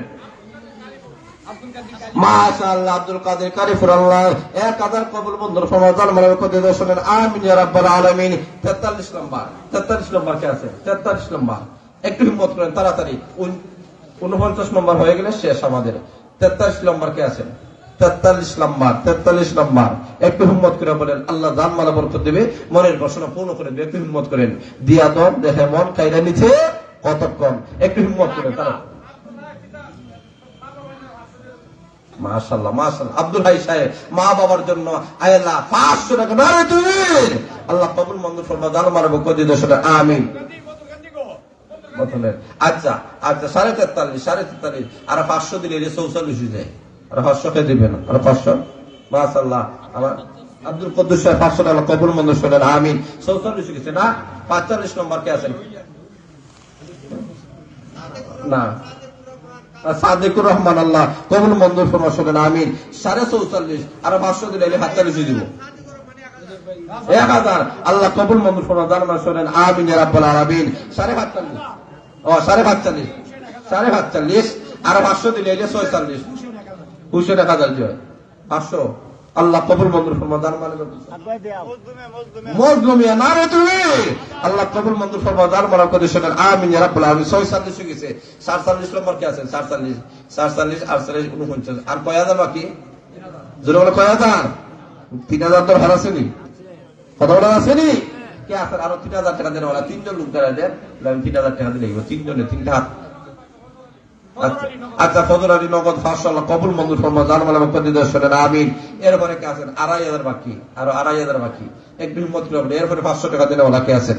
একটু হিম্মত করেন, তাড়াতাড়ি তাড়াতাড়ি তাড়াতাড়ি, ইনশাআল্লাহ 2500 বাকি রাখলো। মাশাআল্লাহ, এই মাদ্রাসার সভাপতি হাজী আহমদ আলী সাহেব 1000 নারে তাকবীর, দিন ইসলাম।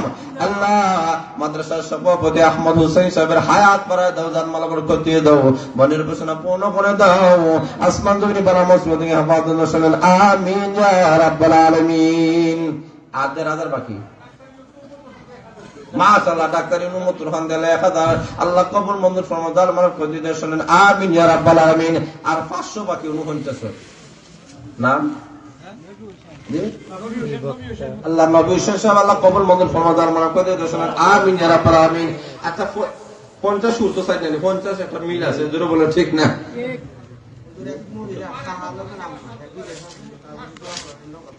মাশাআল্লাহ, একজন মহিলা শাহ আলমের আম্মা, আয় আল্লাহ ওই মহিলা আল্লাহ বিদেশ আছেন, 500 টাকা নগদ। নারে তাকবীর, আল্লাহ দান মালক শরীর আমিন। আচ্ছা আব্দুল বারিক নতুন খান দিয়ে 500 টাকা আল্লাহ কবুল মঞ্জুর ফরমা, দান মালক দিয়ে দাও। মনের বাসনা পূর্ণ করে শোনেন আমিন ইয়া রাব্বাল আলামিন। 50 হইছে, কত হইছে? আর 12 দরকার আছে নি? জোরে দরকার আছে নি? আসেনি দরকার? যারা কারা কারা বলছেন আছে, হাত তুলে দেন, হাত তুলে দেন, হাত তুলে দেন। যারা যারা বলছেন হাত তুলে দেন, দেখি কারা কারা বলছেন হাত তুলে দেন। একটু হিম্মত করে হাত তুলে দেন। আপনারা সবাই বলছেন তো ইনশাল্লাহ? আপনারা সবাই পকেটে হাত ঢুকান। যারা যারা বলছেন পকেটে হাত ঢুকালে তো হয়ে যায়, যেটা বলে ঠিক না? যে যত পারেন 100, 200, 500 টাকা যে যত পারেন আপনাদের ইচ্ছা। ছাত্ররা দিতেছে যার যেমন ইচ্ছা, ইনশাল্লাহ ইচ্ছা। কেউ যাতে আমরা খালি হাতে ফেরত না যাই। 10 টাকা, 20 টাকা, 100 টাকা, 200 টাকা, 500 টাকা, যে যেমন পারি আমরা প্রত্যেকে দিয়ে দিই। কেউ মাহফিল থেকে উঠবেন না। আমাদের আজকে মাহফিলের প্রধান আকর্ষণ নন্দিত মুফাসসির কোরআন সুদূর বিবারিয়া থেকে আগত হযরত আল্লাহ হযরত মাওলানা মুফতি বশির আহমদ সাহেব দামাত বারাকাতুহুল আলিয়া, হযরত আপনাদের সামনে আলোচনা পেশ করবেন। কেউ উঠবেন না। আলহামদুলিল্লাহ, আপনারা সবাই বসে বসে দেন ইনশাআল্লাহ। সুবহানাল্লাহ ওয়া বিহামদিহি সুবহানাল্লাহ। আরেকজন ছাত্র ভাই 200 টাকা আল্লাহ কবুল মঞ্জুর ফরমাও, দান মালক। আরেকজন মুরব্বি 200 টাকা আল্লাহ কবুল মঞ্জুর ফরমাও, দান মালক দিয়ে দেন। আমিন ইয়া রাব্বাল আলামিন। সুবহানাল্লাহি ওয়া বিহামদিহি সুবহানাল্লাহিল আযীম। সুবহানাল্লাহি ওয়া বিহামদিহি সুবহানাল্লাহিল আযীম। সবাই দেন ইনশাআল্লাহ, সবাই দেন, সবাই দেন। যে যত পারেন 10 টাকা, 20 টাকা, 50 টাকা। আলহামদুলিল্লাহ, আমরা এতক্ষণ অত্যন্ত গুরুত্বপূর্ণ আলোচনা শুনতে পারলাম। আমাদের